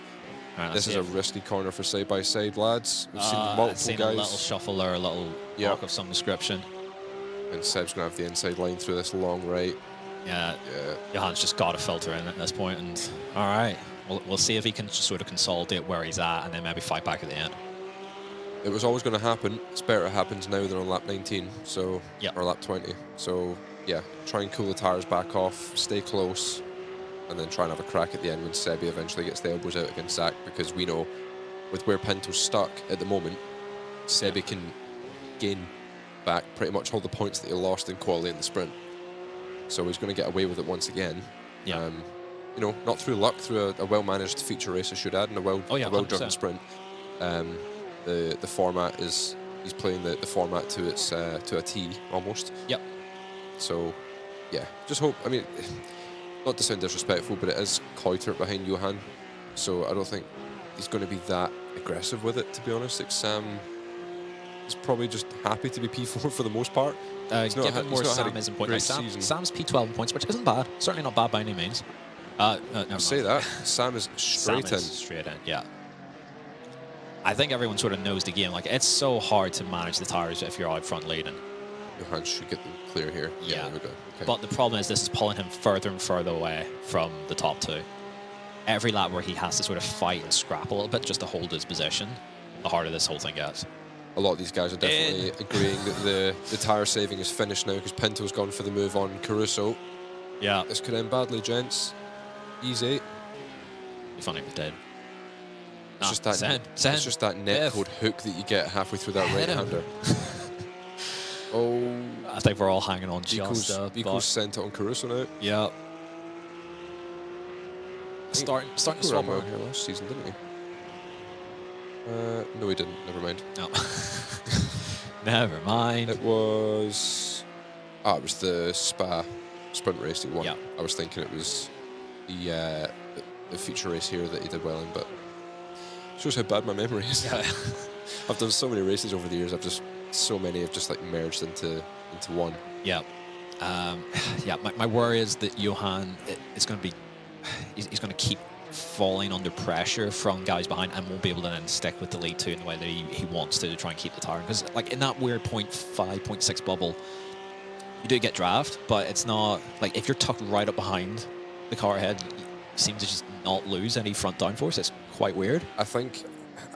Oh my word! We'll take that. I'm pretty sure that there was quite a lot of things floating around the pro community a couple of years ago, where when you're within like 0.3, 0.25, the car actually generates more downforce than if in clean air, when you're right behind someone. So that's why you can save so much tires, because the car, like, actually, whatever way that the air comes off the back of the car in front, it just gives you more downforce. You get more rotation, more traction. The tire doesn't slip, it doesn't scrub. And that's what Seb and Zach have been managing this race, and it's been like that for seasons now, like years, as long as I can remember in PESC, that, you know, sitting right behind saves tire, but when you get to 0.5, 0.6, you get like more dirt air. Oh my. I think this shows how much Johan actually is struggling, even though he is like 0.2 back from the guy's head because they started scrapping. Like Kuitert's like pushing him through corners. Yeah, it's insane. But look at the front end response there of Kuiter is just so much better. He can get the car tucked in for the final corner much earlier than Johan. Johan's trying to like almost arc it a bit more, take a later apex because of the age of his tires. Whereas these guys back here will probably have, you know, what do you reckon, like 2 or 3 kPa lower tire pressure. So they've just got more fundamental grip, really. They can turn in earlier, they can pick throttle up earlier, and that's what Johan's going to be contending with now until the end of the race, basically, because he's led for like 10, 12 laps, whatever it was. Oh, Zach. All right, good win, Seb, I think. I mean, if Zach's smart, just sit behind. Like the 2 Red Line boys are side by side behind. Pinto's made his Zach's going to go for this because I think he knows he's got better tires. I don't think he will. There. Zach won. He didn't. Okay. Zach is smart with this kind of racing. Yeah, he is. Very smart. He knows what to do. Like the gap's within 0.5, and they've got 4.5 laps to go.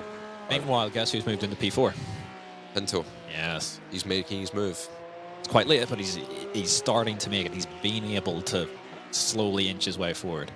And again, as we mentioned earlier, once they start to fight at the front, that's when the opportunities open up. When Johan was out front and Zach was dragging that train along to catch Johan, everyone's just going to be draft locked. There's nothing you can really do. As we cut back, you can see Alejandro here losing draft to Jakob, so that front damage, you can see the front end just washing out from him, even in the second last corner. Last corner, he's not pushing. too bad, but Still you can pushing. see that Luke's getting a better run off the corner than him. He's not losing. The gap isn't really increasing on the exit as you'd expect, so we might see a swap in position here. Maybe Luke can pull Alejandro along, because it's clear that Alejandro hasn't got the pace by himself to even stick with the pack at this point. To get there, so we'll see how that goes. Johan's able to, thankfully, it's like it was that bad for me last year that I was like just getting dropped by guys even in draft, like I just couldn't hang on. Little like small bobble or a little bit of a mistake there from Seb. Like I say a little mistake, he got slightly sideways there, but Johan's still in the mix here, which is look at the gap to Zach. He's driven that really well. Oh, he's driven it so well.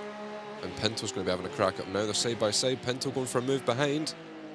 And Zach's got the inside, which is the place you want to be. Well, Pinto is, like, I think Pinto's, he's nearly being able to hang that around the outside, which is nuts. I think Pinto's tires are really good. It's just he's maybe run out of laps to get this done. But he was 1.1 behind, and all of a sudden he's 0.6 behind from the lead. So, I don't know, like half a lap is what it seemed like. Yeah, these guys they need to sort it out. Okay, now we can finally get a look at the extent of the damage. That's a solid dent on the front splitter. So, big shame for Alejandro. They just all sort of checked up in front of him into the turn 3 hairpin, which again is where we spoke about at the start of the stream. It's caught one person out today, and unfortunately it's one of our boys who was looking to have a really, really strong afternoon, or strong evening, I should say. Yeah, absolutely. Sebi's had a really strong middle and final sector there. He's got the gap out to almost 0.4.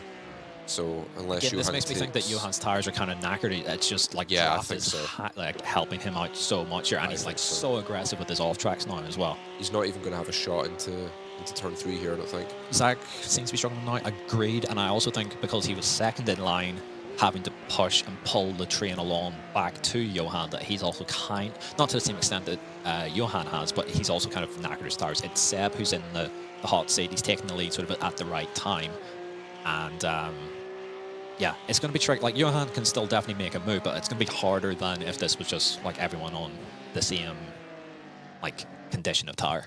Yeah, and what's really tough as well is that now that Seb's out front, it doesn't really work the same way as what it did with Johan, where he led the race for the first half of it. The tires overheated and overinflated, and now he's got no grip. Seb has already sort of bedded the tire in. It's already settled. It's already settled. Yeah, it's the that phase where the tire pressure goes from the starting pressure to what it eventually hits. Yep. That phase is the key part of these feature races, and Johann's been leading in that phase where the tire obviously is still curing and doing and conditioning and doing whatever it has to do. Whereas Seb has managed to bring the tire in so slow that his peak pressure now is probably still 2 kPa down on wherever Johann was at the midpoint of the race. Like Johann's struggling to actually make a dent here and like set on Seb, who has no draft at all. Yeah, exactly. So obviously Seb's raw pace is really one part of it, but I mean, he's off tracking, but like Seb's pace is as good as anyone in the field right now. Exactly, yeah. Like he's just going to be driving away, and everyone has draft, and you can see even from the gaps on the timing tower, everything's like splintered out because Seb's got to the front, and he's went full and touch. His pace is so good that it just doesn't matter. As Zach is, hello, a red line car came out of absolutely nowhere. So that's Pinto making his move into third, and that's a move up the inside, and he's nearly outpulled and outdragged Zach. I think Zach's like suffered with the tire here massively. Diogo's tires will be in great condition, but he's just not been able to make that move soon enough. Yeah. He was never able to get that track position, and now it's beginning to splinter as Alejandro's afternoon Going backwards goes from bad to worse. Yeah, even Josh with a damaged rear end has managed to get past him, so that shows the extent of Alejandro's struggles, really. And I mean, front end damage in this car has always been brutal. It lacks front end at the best of time. Yeah. This just will not be helping. But look, on another hand, he's caught the lead train, which is a little bit splintered at the moment. Caruso, the lead car of that group. Yeah. And here we'll start to see Diogo really close on Johann as Sebi is 0.7 now as we like Seb's just start able the to final pull lap. clear, which is ridiculous. Yeah, this is it's over. This is exactly what we spoke about before. This is what Jamie suffered last season. You lead the race for a little bit too long and the tires explode. So yeah, it's stuff like this is why I'm glad I'm not in the series. This tire management is just, it's painful. It's just a joke. But like Seb was in the, like, to be fair, Johann started behind Seb and just zoomed forward up to the front. Yeah. Seb took it chill, it's what we can kind of gauge from this. Yeah, 100%. And then started to make it, like, he was in the right place anyway, like, to sort of begin with. Like, P3, P4 is kind of where you want to be as long as no one's shunting around you. Like, he sat there the whole time, slowly worked his way to P3, and then sat and waited and waited and waited for Zach to eventually, you know, bite the bullet and go for it. Zach did all the hard work for him. Zach did all the hard work for him. Yep. Zach ended up winning this race for Seb, is the way I see it. Essentially, yeah. Seb has managed that very, very well. Obviously, Seb's then had to go make the moves and then have the pace to just keep everyone at arm's length. Like, I mean, I can't knock that. But he's been helped into that position from yeah, for sure. Like, once Sebi gets to the front, though, the hard part for him was just getting ahead of Zach. Yeah. Because Zach had the next best tires of the other two guys he was fighting. Yeah, exactly. So once Seb's got to the front, he knows he's going to have that confidence deep down. Pinto's that, like, actually just... That's filthy. Jeez, yeah, these tires on Diogo's car are cooking. Yeah. Johann has no grip. None whatsoever. Going to have to go for a cutback. That's not going to work either. You can just look at the grip, mate. He's It's got so unbelievable. much drive off the corner. Ridiculous. Well, that's good from Diogo. Yeah. To get P2. That means, I think, overall, he'll still gain some points on Seb. It's not much, but Diogo's done very, very well there to minimise the damage. Seb drove that basically flawlessly. That was a mature drive, I think, probably the word to describe that from Seb. That was mature, patient. Johann, he gambled. Yeah, he gambled. He went for it. I think, on the grand scheme of things, I think Michael it paid gets an off, extra to be point. fair. I don't think he'll care. No. Whatsoever. No. Yeah, Alejandro will be devastated as well. Such a strong start to the event, and just that one corner at the start there was enough to pretty much end the race for him. Yeah, I mean, where did he finish? At P14? P14, yeah. I mean, 6 from where he started. Credit to Luke, up 17.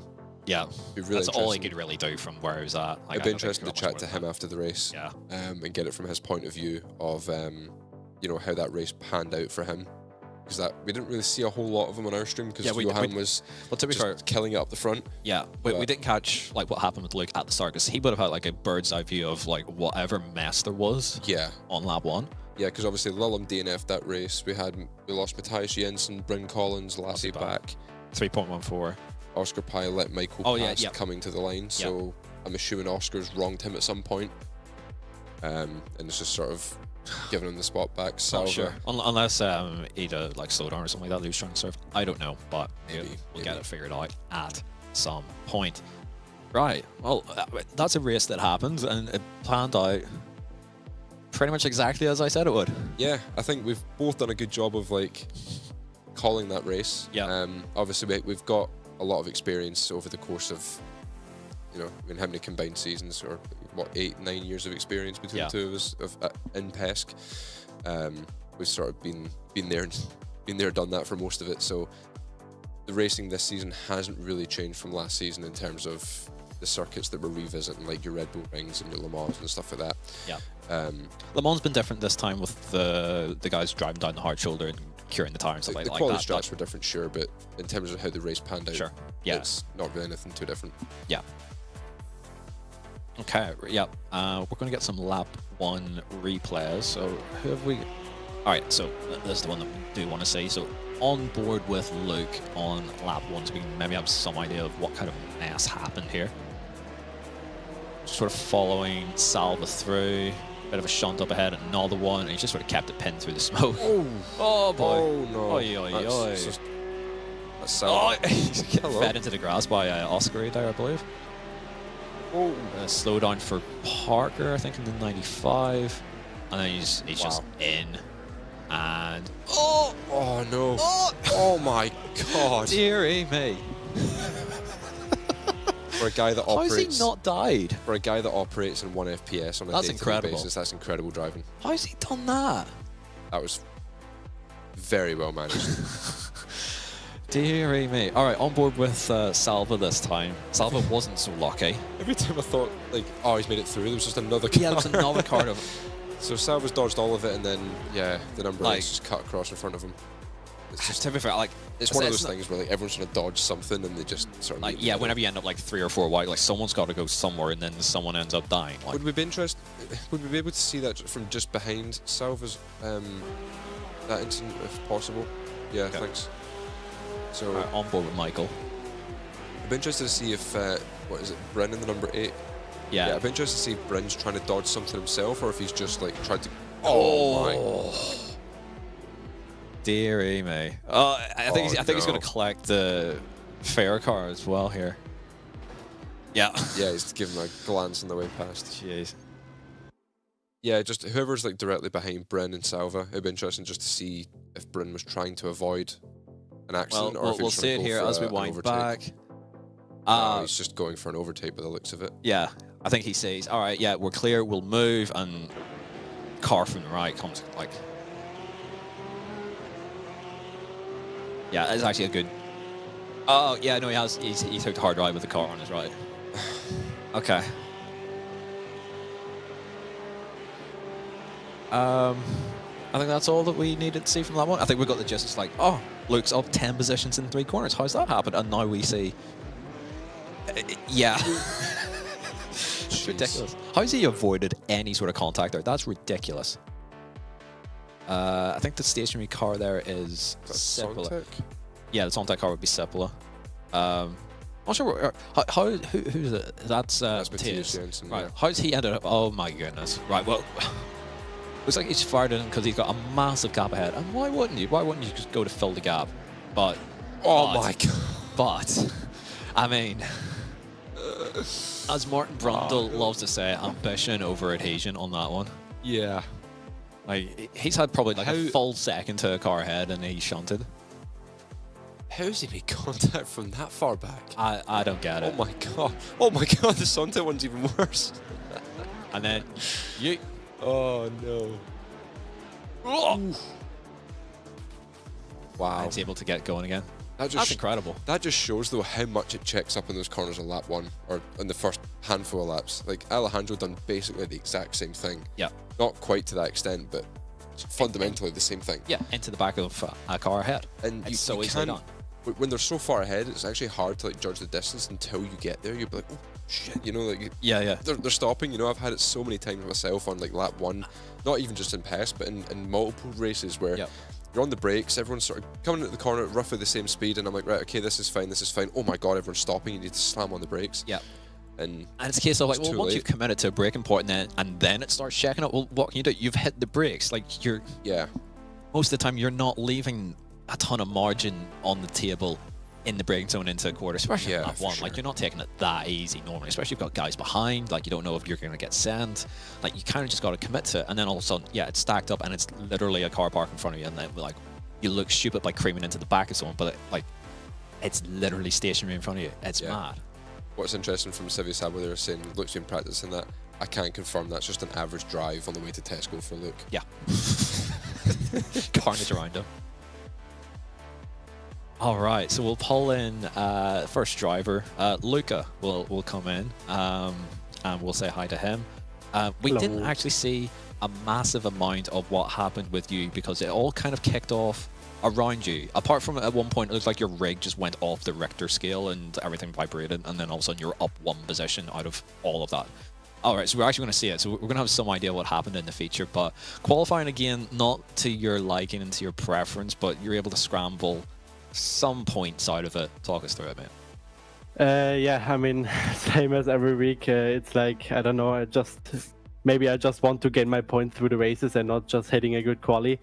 I don't know, it's just some issue for me. I have a lot of time now on vacation to think about what I can change that, probably just hopping into like officials with main account and just try driving the quali in high softs, because I mean that's probably where I have least experience.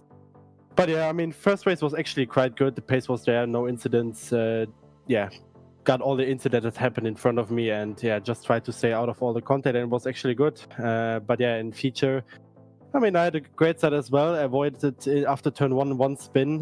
Got the slowdown from turn one, so needed to solve that. But I actually had a lot of luck because it went down compared to others. Others slowed more down, so I just lost like 2 positions with that. But of course, then in the hairpin again won. But I mean, I came through with that as well. But I already had 8x, and I guess 2 laps later, there was a huge checkup. I mean, I had a lot of gap in front of the guy from the guy in front of me. But yeah, I don't know. This checkup was so big in lap 3 that I shunted in the guy in front. Luke was sending the guy behind me, and yeah, we just had a netcode in the hairpin, which just spun me. But Luke could have done nothing like that. Nothing. There's so much stuff in that moment. It was just really, really unlucky. I don't know how I was alive after that. I had wheel damage the whole race then with 12x after like 3 laps. But the pace was actually great. I made up some positions. Managed the race with 16x, like with 10 laps to go. So it was really bad. But I mean, race pace definitely happy, but the rest is just always the same. Probably we'll see it now in the it should be this lap. It was just really unlucky. Yeah, I think we're going to take a look and see exactly what happens. We didn't caught like the tail end of it when it did happen, but yeah, it's just one of those like unfortunate things where it always does check up. We've seen so many cases where it did check up like crazy, and like people end up sort of looking a little silly, but like as we just said before we pulled you into the room here, you can't really prepare for a 20 car checkup. Like, no, you can't. Unless you're doing these races all the time. But even still, it's never going to be exactly the same, and the checkup's always bigger than you expect. So, like, it's always such a tricky one. But your pace did look good. Like, you were able to salvage something. Like, not everyone salvaged something today. It was tough out there. And we get to move on to Imola in a couple of weeks, which is probably it's the first sort of track this season where overtaking just isn't going to be super straightforward. There's not going to be massive checkups everywhere, sort of a thing. So, what's your thoughts on Imola? Imola itself is a good track, but yeah, for racing and PESC it will be just the same, probably sitting behind, avoiding crashes. And yeah, we had it in contenders last year. It was okay, but yeah, it's the same. Quali needs to hit, and of course with hitting the curb maybe wrong from a guy in front of you because you see nothing, could be a little bit hard. But yeah, it will be just to try good quali, and then I guess you're fine. Otherwise you need just a lot of luck. Sounds about right. Kev, anything for Luca? Or did I kind of just cover I've just everything? seen that checkup, and I can't believe how much they slowed down. Yeah, that is I know. Absolutely incredible. We covered it on screen. It's unbelievable. Like, where can you go? Never seen a checkup that big in my life. one Williams and that Jakob guy had a like small fight that created an insane checkup, and I was looking in my rear mirror. Actually, I mean, I had a lot of space to the guy in front, but I was looking in my rear mirror because I saw Luke sending. So maybe okay, I need to avoid that because he was pretty late on the brakes. But yeah, and then I just look in front. I see my screen that Simone just parked it in front of me, and I just shut in it. But yeah, I don't know how I was alive after that. But yeah, that was my luck on that side. So I'm happy with that instead of being meatball after 3 laps. So I'm fine. It's fine. You live to fight another day. Well, you got a couple of weeks now until the next race. I guess it's going to be 13 days of quali prep. Make sure you get this one, nailed this time. Best luck, mate. And Thank you very much. yeah, we'll see you for that. Cool. All right, we're gonna pull someone else in. Yeah, it's got Salvo that we'll pull in this time. Oh man, I'm got it for him because it's another round that just hasn't gone. Yeah, we can see it on your face, mate. The arms crossed, not a happy camper. Talk us through it. Yeah, I mean, actually, I don't know if I could have done something different apart of doing a better queue, but I mean, I've been wrecked in lap 3 of a sprint in 2 consecutive corners, 2 times, by 2 different drivers. Then I tried to finish the race just for trying to get a few positions. Then I started on the feature, and well, on lap 1, on the wreck that we had in the middle of the grid, a driver moved into me and put me into the wall. Then I tried to keep driving, and at the last lap of the feature, I think it was Julian he disappeared. He appeared again, and he gave me like a huge netcode and crashed me again. So yeah, 4 crashes in 2 races, not bad, I guess. But yeah, I'm actually tired because my last points were basically on Daytona, and after that race, I just finished 1 race, like the sprint at Le Mans, and after that, everything else was accidents everywhere. I mean, I could done a highlight season of myself, and it's everything wrecks. So yeah, I don't know what to say, honestly. Yeah, it's been tough to watch from up here as well. It's like just seeing qualifying not coming together for you. Then every single race, as Jamie described it at the start of the broadcast, was you're in the gulag. Yeah. Unfortunately, like that sort of. Yeah, you're basically like 10, in 15. the worst position that you can be in almost every round. Yeah, the hard part of around 20th, it's just always been a bit of a meat grinder, and it takes something.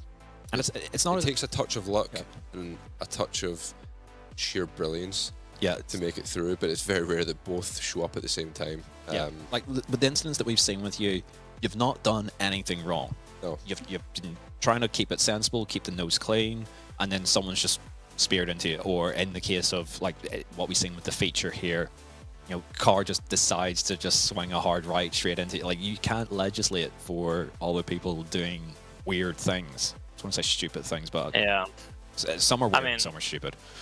So yeah, I mean, I understand. You're just in a tough spot. Yeah, you're right. Like, I know that P20, around P20, it's really bad. I've been struggling quite a lot to put the laps together, to be honest. I don't know if it's myself. I don't know if it's because I'm not finding the, I'm not maximizing the strat. Actually, I don't know. Like, today's lap was actually not that bad for me, but definitely I was missing 1 or 2 tenths. So it's, frustrating at the very least. But yeah, you know, the thing that it's really bad to see is that on lap 3 of the sprint, like the first crash that I got from Oscar, I mean, before that crash, he gave me 6 contacts. On every single braking, he was hitting me from behind. And obviously at the end, he ended up by hitting me even harder. But I don't know, I see no respect here. He didn't even apologize, even if he hit me 6 times. It's just no respect, mate. Like, it's actually frustrating to race like this. It's not racing. Yeah, it's no good. But there's still hope if the last 2 rounds go absolutely spot on. First one is at Imola. What's your thoughts on the track as we move forward in a couple of weeks? Yeah, that was last time I raced there was actually my first season, and I was really close to get a top 10. So I actually like that track, and it's something new after a lot of seasons. So yeah, I guess looking forward to it, and I would just try. I mean, I just want to enjoy, mate. Like I'm really far off the cut, and I would like to enjoy like the last 2 rounds because I've not been enjoying this season, like nothing. Yeah, I think we actually had this like a similar conversation the opposite way last season, where like you could tell with me that I wasn't enjoying it by the end of it. So it's good that you've realized that the last 2 rounds, you're in a pretty rough spot in terms of points, but if you're trying to enjoy it, maybe you actually get the results out of it, just sort of take the pressure off yourself, and maybe it'll all turn around kind of just like that. So fingers crossed for you, mate. Hopefully, we see you fighting up the front. We know that you can do it, and yeah, best of luck in a couple of weeks. Thank you very much. Good luck, mate. Cool.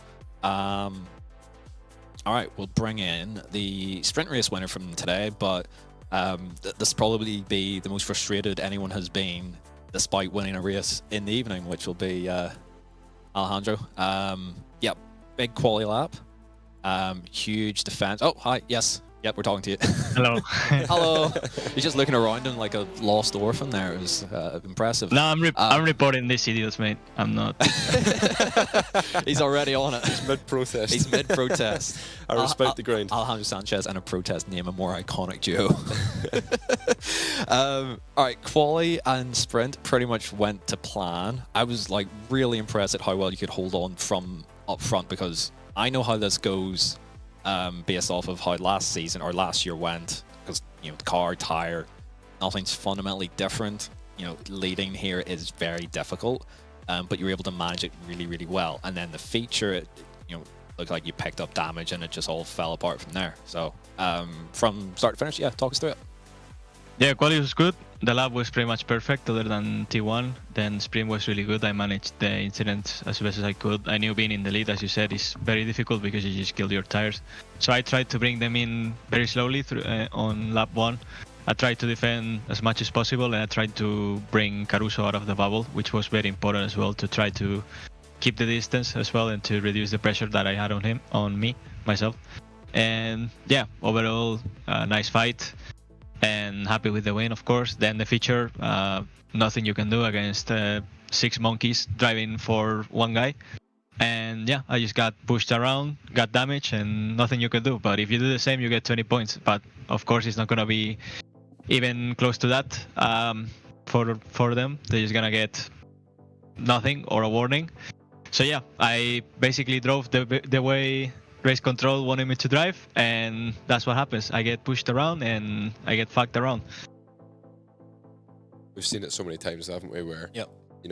There's guys who I don't want to just have a punt at any specific team, but it can be anyone in the grid, where depending on the situation you can just go for a move, take the 5 or 10 point penalty, and race control from their side of things, they've dealt with the issue. Yeah. But for every single driver on the receiving end of that, they're all going to be taking notes saying, okay, he only got a 10 point penalty for absolutely creaming through someone. Yep.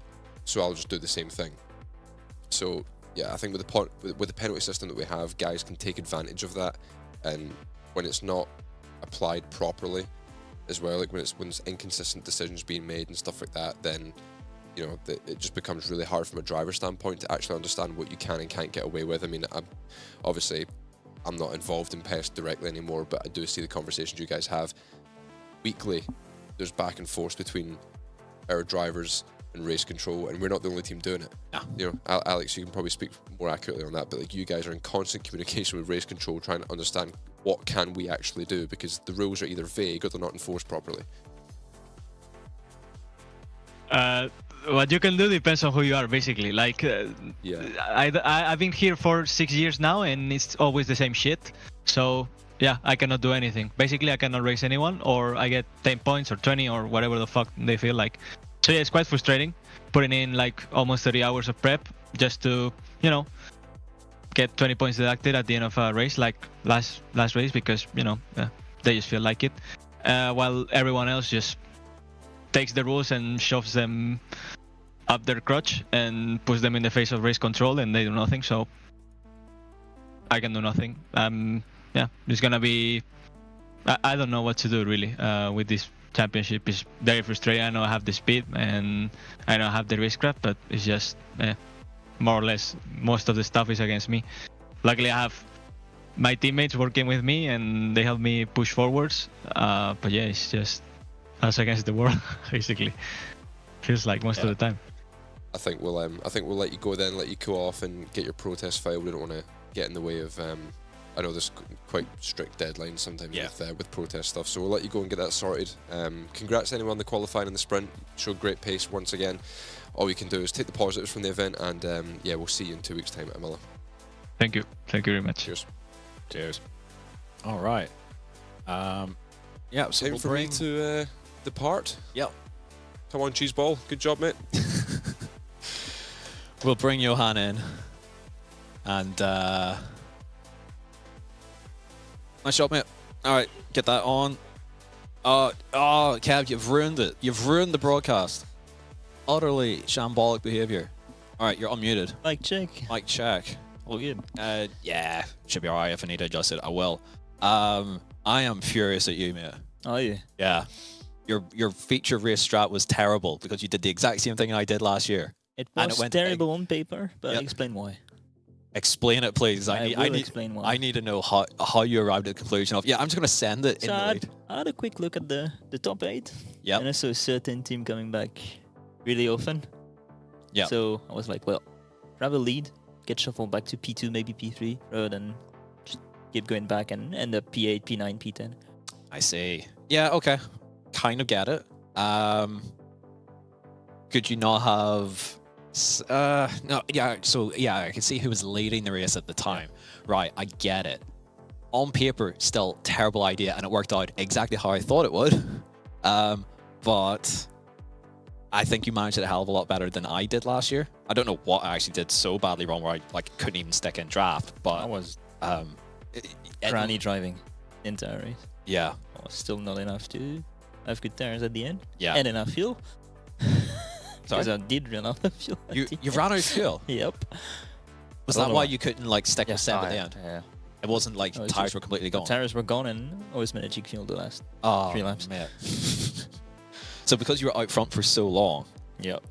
Oh man. Out front for so long and the track was Oh, much man. colder than expected. Oh man. Because usually in feature stints I was ending up with 0.6, 0.7 liters. Oh Still. man. I don't have anything else to say. So I saw 10 Okay. liters on the dash. Yeah. Okay. Or Right. 4 and a bit laps to go using 2.3 lap. I was Oh. Yeah. Oh. Okay. issues. Issues. Okay. Right. Well, so that explains pretty much how the race went. I don't think we need to go much further than that. But qualifying was strong enough. You didn't look that pleased Nah, with I the was lap. pissed. I was pissed. Yeah, with I could that. tell that you weren't happy. I The seen a first cou- 4 corners were pretty much spot on green. Okay. I was right on pace with Alex, maybe even a little bit faster the first 2 sectors, and then I knew I had tailwind into T5. Yeah. Backed it up a bit, but it wasn't enough. So then I was dancing around until way through the corner. After that, I was just hanging on because I had no tires. So we were on board with you. It didn't. It looked like a tiny bit untidy in a couple of places, but like, I mean, whenever you're sat off board, it's hard to like In T6, I judge was it maybe exactly. that far away from the off track. Yeah. I heard the gravel. It looked close. I heard the gravel. Tight call. Tight call. Yep. But it was enough for what was it, P5 in the grid? Yeah. P5 Back or- 2 points, so yeah, and then held on to that position in the sprint. and then P3 in the.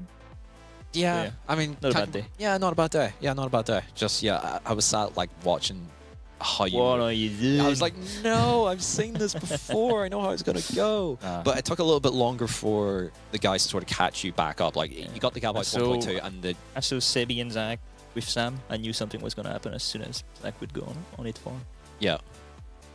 P2, so it was gonna give me a little bit of a gap. I expected a little bit more, maybe Were you- 1.5, 2 seconds. sure, They were a second back, and then just that's waited it. for them basically. Yeah, it was. You're just sort of waiting for your sentence then at that point. Waited for them to 10 a lap. It took them 5 laps, so Yeah. just saved off tracks. I think on lap 12 I was still on 0x, so Yeah, we did notice that. I think Kev made I was the the point only there. one extending T1. Yeah. At the end, you were just like, all right, well, I've got them all What's to use. T1? What is a corner? What isn't? What even is an apex? I just will blow straight through it. But I was close on off tracks, especially with the 4x to the line. I was on 13. oh yeah, with Yeah, Diogo. at the end, I was just looking in the mirror, Yeah. trying to find either Zach or Alessandro and just waited for them to hit me square in the back. Yeah. It worked out. I think I got P3 for 20,000.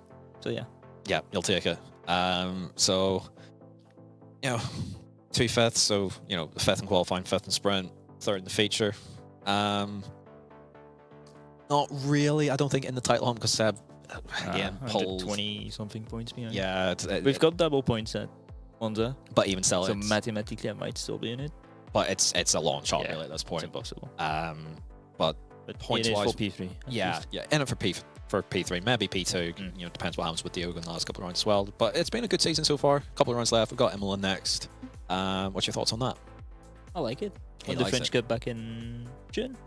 Okay, yeah. So pretty good. The Yeah, first he time has we went form. He's got form. Let's go. there. The first time we went there in Pesca as well, I had pretty good run. I think Yeah. qualified P3 or P4. Yep. 21. Yes, that's Yeah. right. You had Hopefully, beef we with do the Zach. I same. remember Oh that. yeah, I remember that. I remember that. That was good I fun. had the save of my life as well. You did. So yeah, it's looking like a good season for you. Obviously, like you want to try and win the championship if you can, but it's looking out of reach here, which we'll try and get you towards Yeah, P3. Watkins didn't help. Yeah, obviously. Watkins didn't help. Yeah, He had an extra 50 points, 50 points. it's what I'd keeps you in the still mix. have an outside shot, but yeah, Yeah, you can call it done now.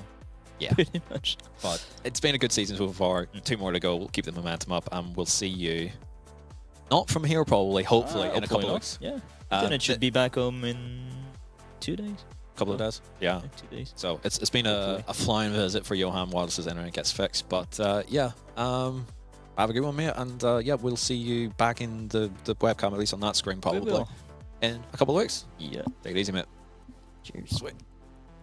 And we'll bring Luke McKeown with quite the adventure, quite the roller coaster this evening. This has not been on brand for Luke McKeown for this season. This was absolute chaos. I'll unmute you, and then what I'm just going to do is I'm going to move you like that volume. That should be kind of close. Qualifying wasn't what you were looking for, obviously, with 14th, I think it was. Yeah. And then Pods Out McKeown came out. Pretty much is what it looked like, because we were discussing it with Kev. You needed to get inside top 8 to have any shot of this champs, like any shot at all. You needed to get ahead of Seb, keep him behind, and just go for it. And it all went Pete Tong. Talk us through it.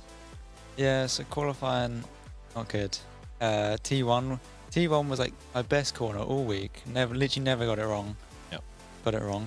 Lost about 10th and a half, about 10th. I think it was 0.12 to Johan, so that lost me at 5, 6, 7 spots. And then the rest of the lap was just pretty average. Like, it wasn't bad. The rest of the lap wasn't bad. It's just, yeah, I mean, Alejandro put in a really good lap. Fair play to him. That lap would have had to have been, like, matched my practice. And then brought out my inner 4th sprint race. It was going well. I had It was going well. 8x after 2 corners, which I was like, okay, well, that's not the best start. Both from the same person. Yeah. But won't speak more on that. Then I was making my way up and then just went for the move. You know, that was, if I made that move, that would have been probably it. I'd have been, I think it was P7, P8 after that. Yeah. And then, I mean, Yeah, we see in what my happened eyes, with the move. yeah, in my eyes, Lalum just turned in. Didn't want me to go there. I didn't have anywhere to go, but yeah, not ideal. And then taking out the next corner, 16x. No, I had 20x after that. So yeah, I don't think I got one off track really. It was just all shots. Yeah, even in the feature race, I had 12x after 3 laps, and then finished the race on 12x. So yeah, not ideal. Not ideal, but starting from the depths of hell, you got a result. Not a perfect result, given championship and everything, but it's still, I'm not even sure how many points P11 I think it was in the end gets you. I mean, But like it's about some. 20 points maybe, I don't know. Yeah, like it actually probably keeps you ahead of Johan more than anything. Keeps you ahead of, so it is sort of a fight for third with you guys, with Jordan and Zach, and Abby Cooper's would have been there as well. It's looking difficult against the top 2, but I mean, that was my goal. I mean, My that goal run was through to- today, or at least in that second race, was pretty good. Yeah. I mean, obviously the goal going into it was to try and gain on Seb. You know, I felt pretty confident that I could do so, but yeah, I guess kind of look now to just try and hold on to that P3 unless something major happens. But yeah, car had big damage on the rear. Like the rear, I don't think I've seen a bent rear more than that, but yeah. Your pace still looked fine though. Yeah, I mean, basically the car was super loose, which kind of helped in the last sector, but was quite scary to drive, to be honest. Yeah. Alejandro, meanwhile, I think had the opposite problem where he had no front end in the car, which this is not a track where you don't want front end. Exactly. You can get away with having a loose car around here, like that's fine. Yeah, like pace was good, but obviously it could have been better. Like my race pace going into here was really good. I was really happy with it. Yeah. And kind of showed it. Unfortunately, had a contact with Luca in the feature race, was quite annoying, but yeah, like we went through it. It's like it's not really on you because it checked up so much ahead of him that, and you were making a move. The safest thing I could have done is actually try and get on the inside of him to not just go straight into him. But yeah. Oh well, sorry about that, Luca. But he's actually still managed to gain a position in the championship despite the mess of a race that he had. But it's like, top 12 are pretty much safe for the year, we could say. Yeah. And then it's a gap of what's my maths? 57 points from P12 to Luca in P13. Oh wow, okay. Which is massive, especially at that area of the championship. So, we move forward now to Imola in a couple of weeks. Do you have a GB race in between then? Knockhill. Knockhill. Oh, good luck. Yeah. You know all about Knockhill. Maybe not so much in the Porsche Cup. I've never driven it in the Porsche Cup, but in F4. Kev's your man for that. Yeah. Kev will help you out. Yeah. It's a lot easier than F4, and you were fine there in F4 at least last year. So yeah, all good. But Imola. What was my question? Did that track at contenders or in contenders or in? It was in qualifiers. In qualifiers. And I got taken out. So on lap 3 or 4. Okay. I mean, I was doing all right. I mean, I quite enjoy the track. It's a pretty good track for me. I'm looking forward to it. It's going to be tough with once again the off tracks and quali and stuff like that. Yep. Yeah, I quite enjoy the track. So yeah, I'm looking forward to it. Good stuff. All right. Well, we'll let you go. And congrats on keeping it really entertaining for us today. If nothing else. Yeah. It was quite funny, like looking at the live timing, and then after like 2 corners, you were 10 places up. Like, I wonder how that's happened, because we were on board with I think it was Johan at the start. It's like, I wonder what happened there, and all of a sudden you're like just on the lead. I was on slalom, literally. We seen it. It was like, how has he survived that? There's more. There's more. Yeah, it was crazy. I got a bit lucky. My bad luck in heat race got the luck in the feature, so yeah, it's not too bad. We'll take it. Yeah. Cool. Right, we'll let you go. Sounds. Because you're sweating buckets and I can smell you from here. Yeah. I'm kidding. It's not that bad. It's not that bad. Wow. Sorry, I've wrenched you, mate. But yeah, good job on showing some incredible pace. And he's turfed the headset. He's fuming. I've touched the nerve there. He's not happy. I'll pull that down. Sorry, no. I'm good. I mean, like, he's had a stressful race. I should say, as bad as he smells, I've just ripped one, so apologies. Like the coffee hit me about halfway through the sprint race. Yeah. And I've been trying to keep it on the low, but it's not done very well. Holding on for dear life there. Yeah. Yeah. No, that was a frantic race, as we were expecting it to be. And I'm glad that Johan also clarified why he went for the lead, which now in hindsight, it does make a little bit more sense. But in the moment I was looking at that, I'm like, you fool, what are you doing? Yeah, I mean, it's kind of as I said on the broadcast, like sitting P2, and I was saying it to Johan just off camera there, like P2, P3 sitting there is a bit risky, especially if you haven't got the backup. Yeah, true. For Seb, he had several guys in the top 8. Yep. So he's got, again, as every week, he's got the luxury to do that. Redline have been strong. Yep. But some of the stuff we saw today was, I think, a bit borderline. Yeah. So, I mean, as I say, it's frustrating to see, but there's nothing we can really do about that. It's down to race control to deal with that, and we'll see if they do. We'll see if they do. I mean, ultimately, if they're playing in the grey of the rules, credit to them. Yep. They're doing what they have to do. Yep. and Grey clearly area it's of the working. rules is where you should always operate. In esports, yeah, you've got to operate in the grey area. If you're not, then you ain't trying hard enough. So, Exactly. I mean, it's worked for them. They're top 2 in points at the moment, obviously with Seb and Diogo, and they've extended the points gap to Luke. So, as you were saying, that battle for P3 is fairly battle for P3 is definitely on. Yeah. So we'll just quickly sum up the points. We don't have like a graphic for it yet. Just sort of looking at what's come from the iRacing UI. So Seb is in the lead with 343 points. Oh, bear in mind this is before any post-race penalty stuff, which will, I'm sure, affect all of this. Then it's Diogo on 318, so that's a gap of 25 or something around that anyway. Then Luke back on 251, so it is quite a jump down. Then Johan 232, Alejandro 221, and then it's sort of like 10, 5 points sort of all the way down to Gustavo and P10 and 182. 30-point gap then to Lolem and Kiter, tied 11th and 152, and then a huge gap down to Luca, who's 13th now, on 95. So that's kind of like from there on down is sort of the fight to keep. Quite surprised actually that is a massive gap. Yeah, I don't. Almost 60 points between P13 and P12. Yeah, that is. I mean, that's almost an entire event. Yeah, it's 57 points, which, I mean, if we're talking about like fight for championship lead, it's like, okay, well, yeah, that's still possible because it's guys who are going to score huge points, but like this is the midfield battle where guys are like they're averaging like 20, 30 points around. Yeah. So yeah, it's totally like one of those guys sort of on the outside looking and kind of needs like big points to try and like for them to even think that they're safe. Yeah, I mean, like the gap between Diogo and Seb, you said was what, 20, 25? Yeah, I mean that's nothing really. Yeah. Anymore. Like Seb was far ahead, but Diogo has done incredibly well to like claw that back. Yeah. And as you say, for them that's like one race difference. These guys like Sebi and Diogo are averaging mid to high 50s, even into the 60s. And we saw from Seb at the start of the season after the first 2 rounds, he was averaging in the 70s, which is something we've never seen. Yeah. Ever. He's obviously like tailed a tiny bit, but not by much. Yeah, I mean, his quality performances the last 2 weeks have been off the boil by his standards, so he's not going to be naturally scoring quality points and big points in the sprint. It's all coming from the feature from Seb at the moment, and that's where Diogo's closed that gap. So, yeah, as you say, for these guys around the bubble, they're not scoring big points. A 40-point week for them is pretty huge, whereas for Sebi and Diogo, those guys are targeting 60, 70-point weeks.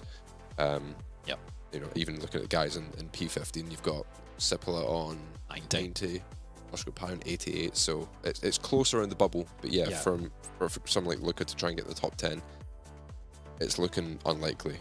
But of course we do have the round at Monza where double points. Johan was saying to me it's just 2 feature races rather than a sprint and a feature, and possibly no reverse, you said as well, right? Yeah, we're not 100% sure on that, but okay, there might not be a reverse grid. It's just a case of quali 2 feature races. Gotcha. Okay, so it's not double points as such, but right, it's 2 features rather than a sprint and a feature. Got it. Okay, so even still, that mixes it up a little bit as well. That takes your max points to what, 110. Yeah. From 85. Yeah. So still a fair jump. Yeah, exactly. If there's less than 30 points for the title, it's still going to be, you're still going to be sweating bullets over that compared to if it was a standard race weekend where, with the reverse and stuff, if you have a bit of a bad quality like we saw from Seb, you can still recover good points from that. So see how that pans out when we get there. But of course, Imola first, off tracks and that chicane. If you just completely ignore the off track and race trim and cut through it, you can gain half a second. So it's going to be interesting to see when guys choose to use that, especially in the feature race when you haven't got as many off tracks to play with. If you get a couple 4Xs at the start, which is going to be possible because that first couple chicanes really, really tight going in the side by side, there's going to be guys picking up 4Xs. You pick up one 4X, your entire race is compromised. Yeah, exactly. So it'll be really interesting to see how the racing pans out. I still expect it to be carnage because guys are going to, like, people say, oh, it's like bottom split F4 standard, but like everyone's trying to get a position here, and like at the start of the race is the best time to try and make overtakes. So that's why it kind of looks clumsy at times. Like guys are pushing because like this is the top level of sim race, and it's you give an inch, they take a mile. Exactly. That's like, a long and short. You just have to go for it at all times. Yep. But that next round is in 2 weeks' time. I'll be back here, Kev. You'll probably be back here. I'll be back here. Yep. So that's pretty much it for us. And think we're doing Sebring next week. I assume. No, we're not. I don't believe we're doing a team stream Oh, we're for not? Sebring, no. Okay, cool. So then it will be for this that we'll be back for in 2 weeks' time. From Kev and myself and from Lee in the production room. Don't miss it.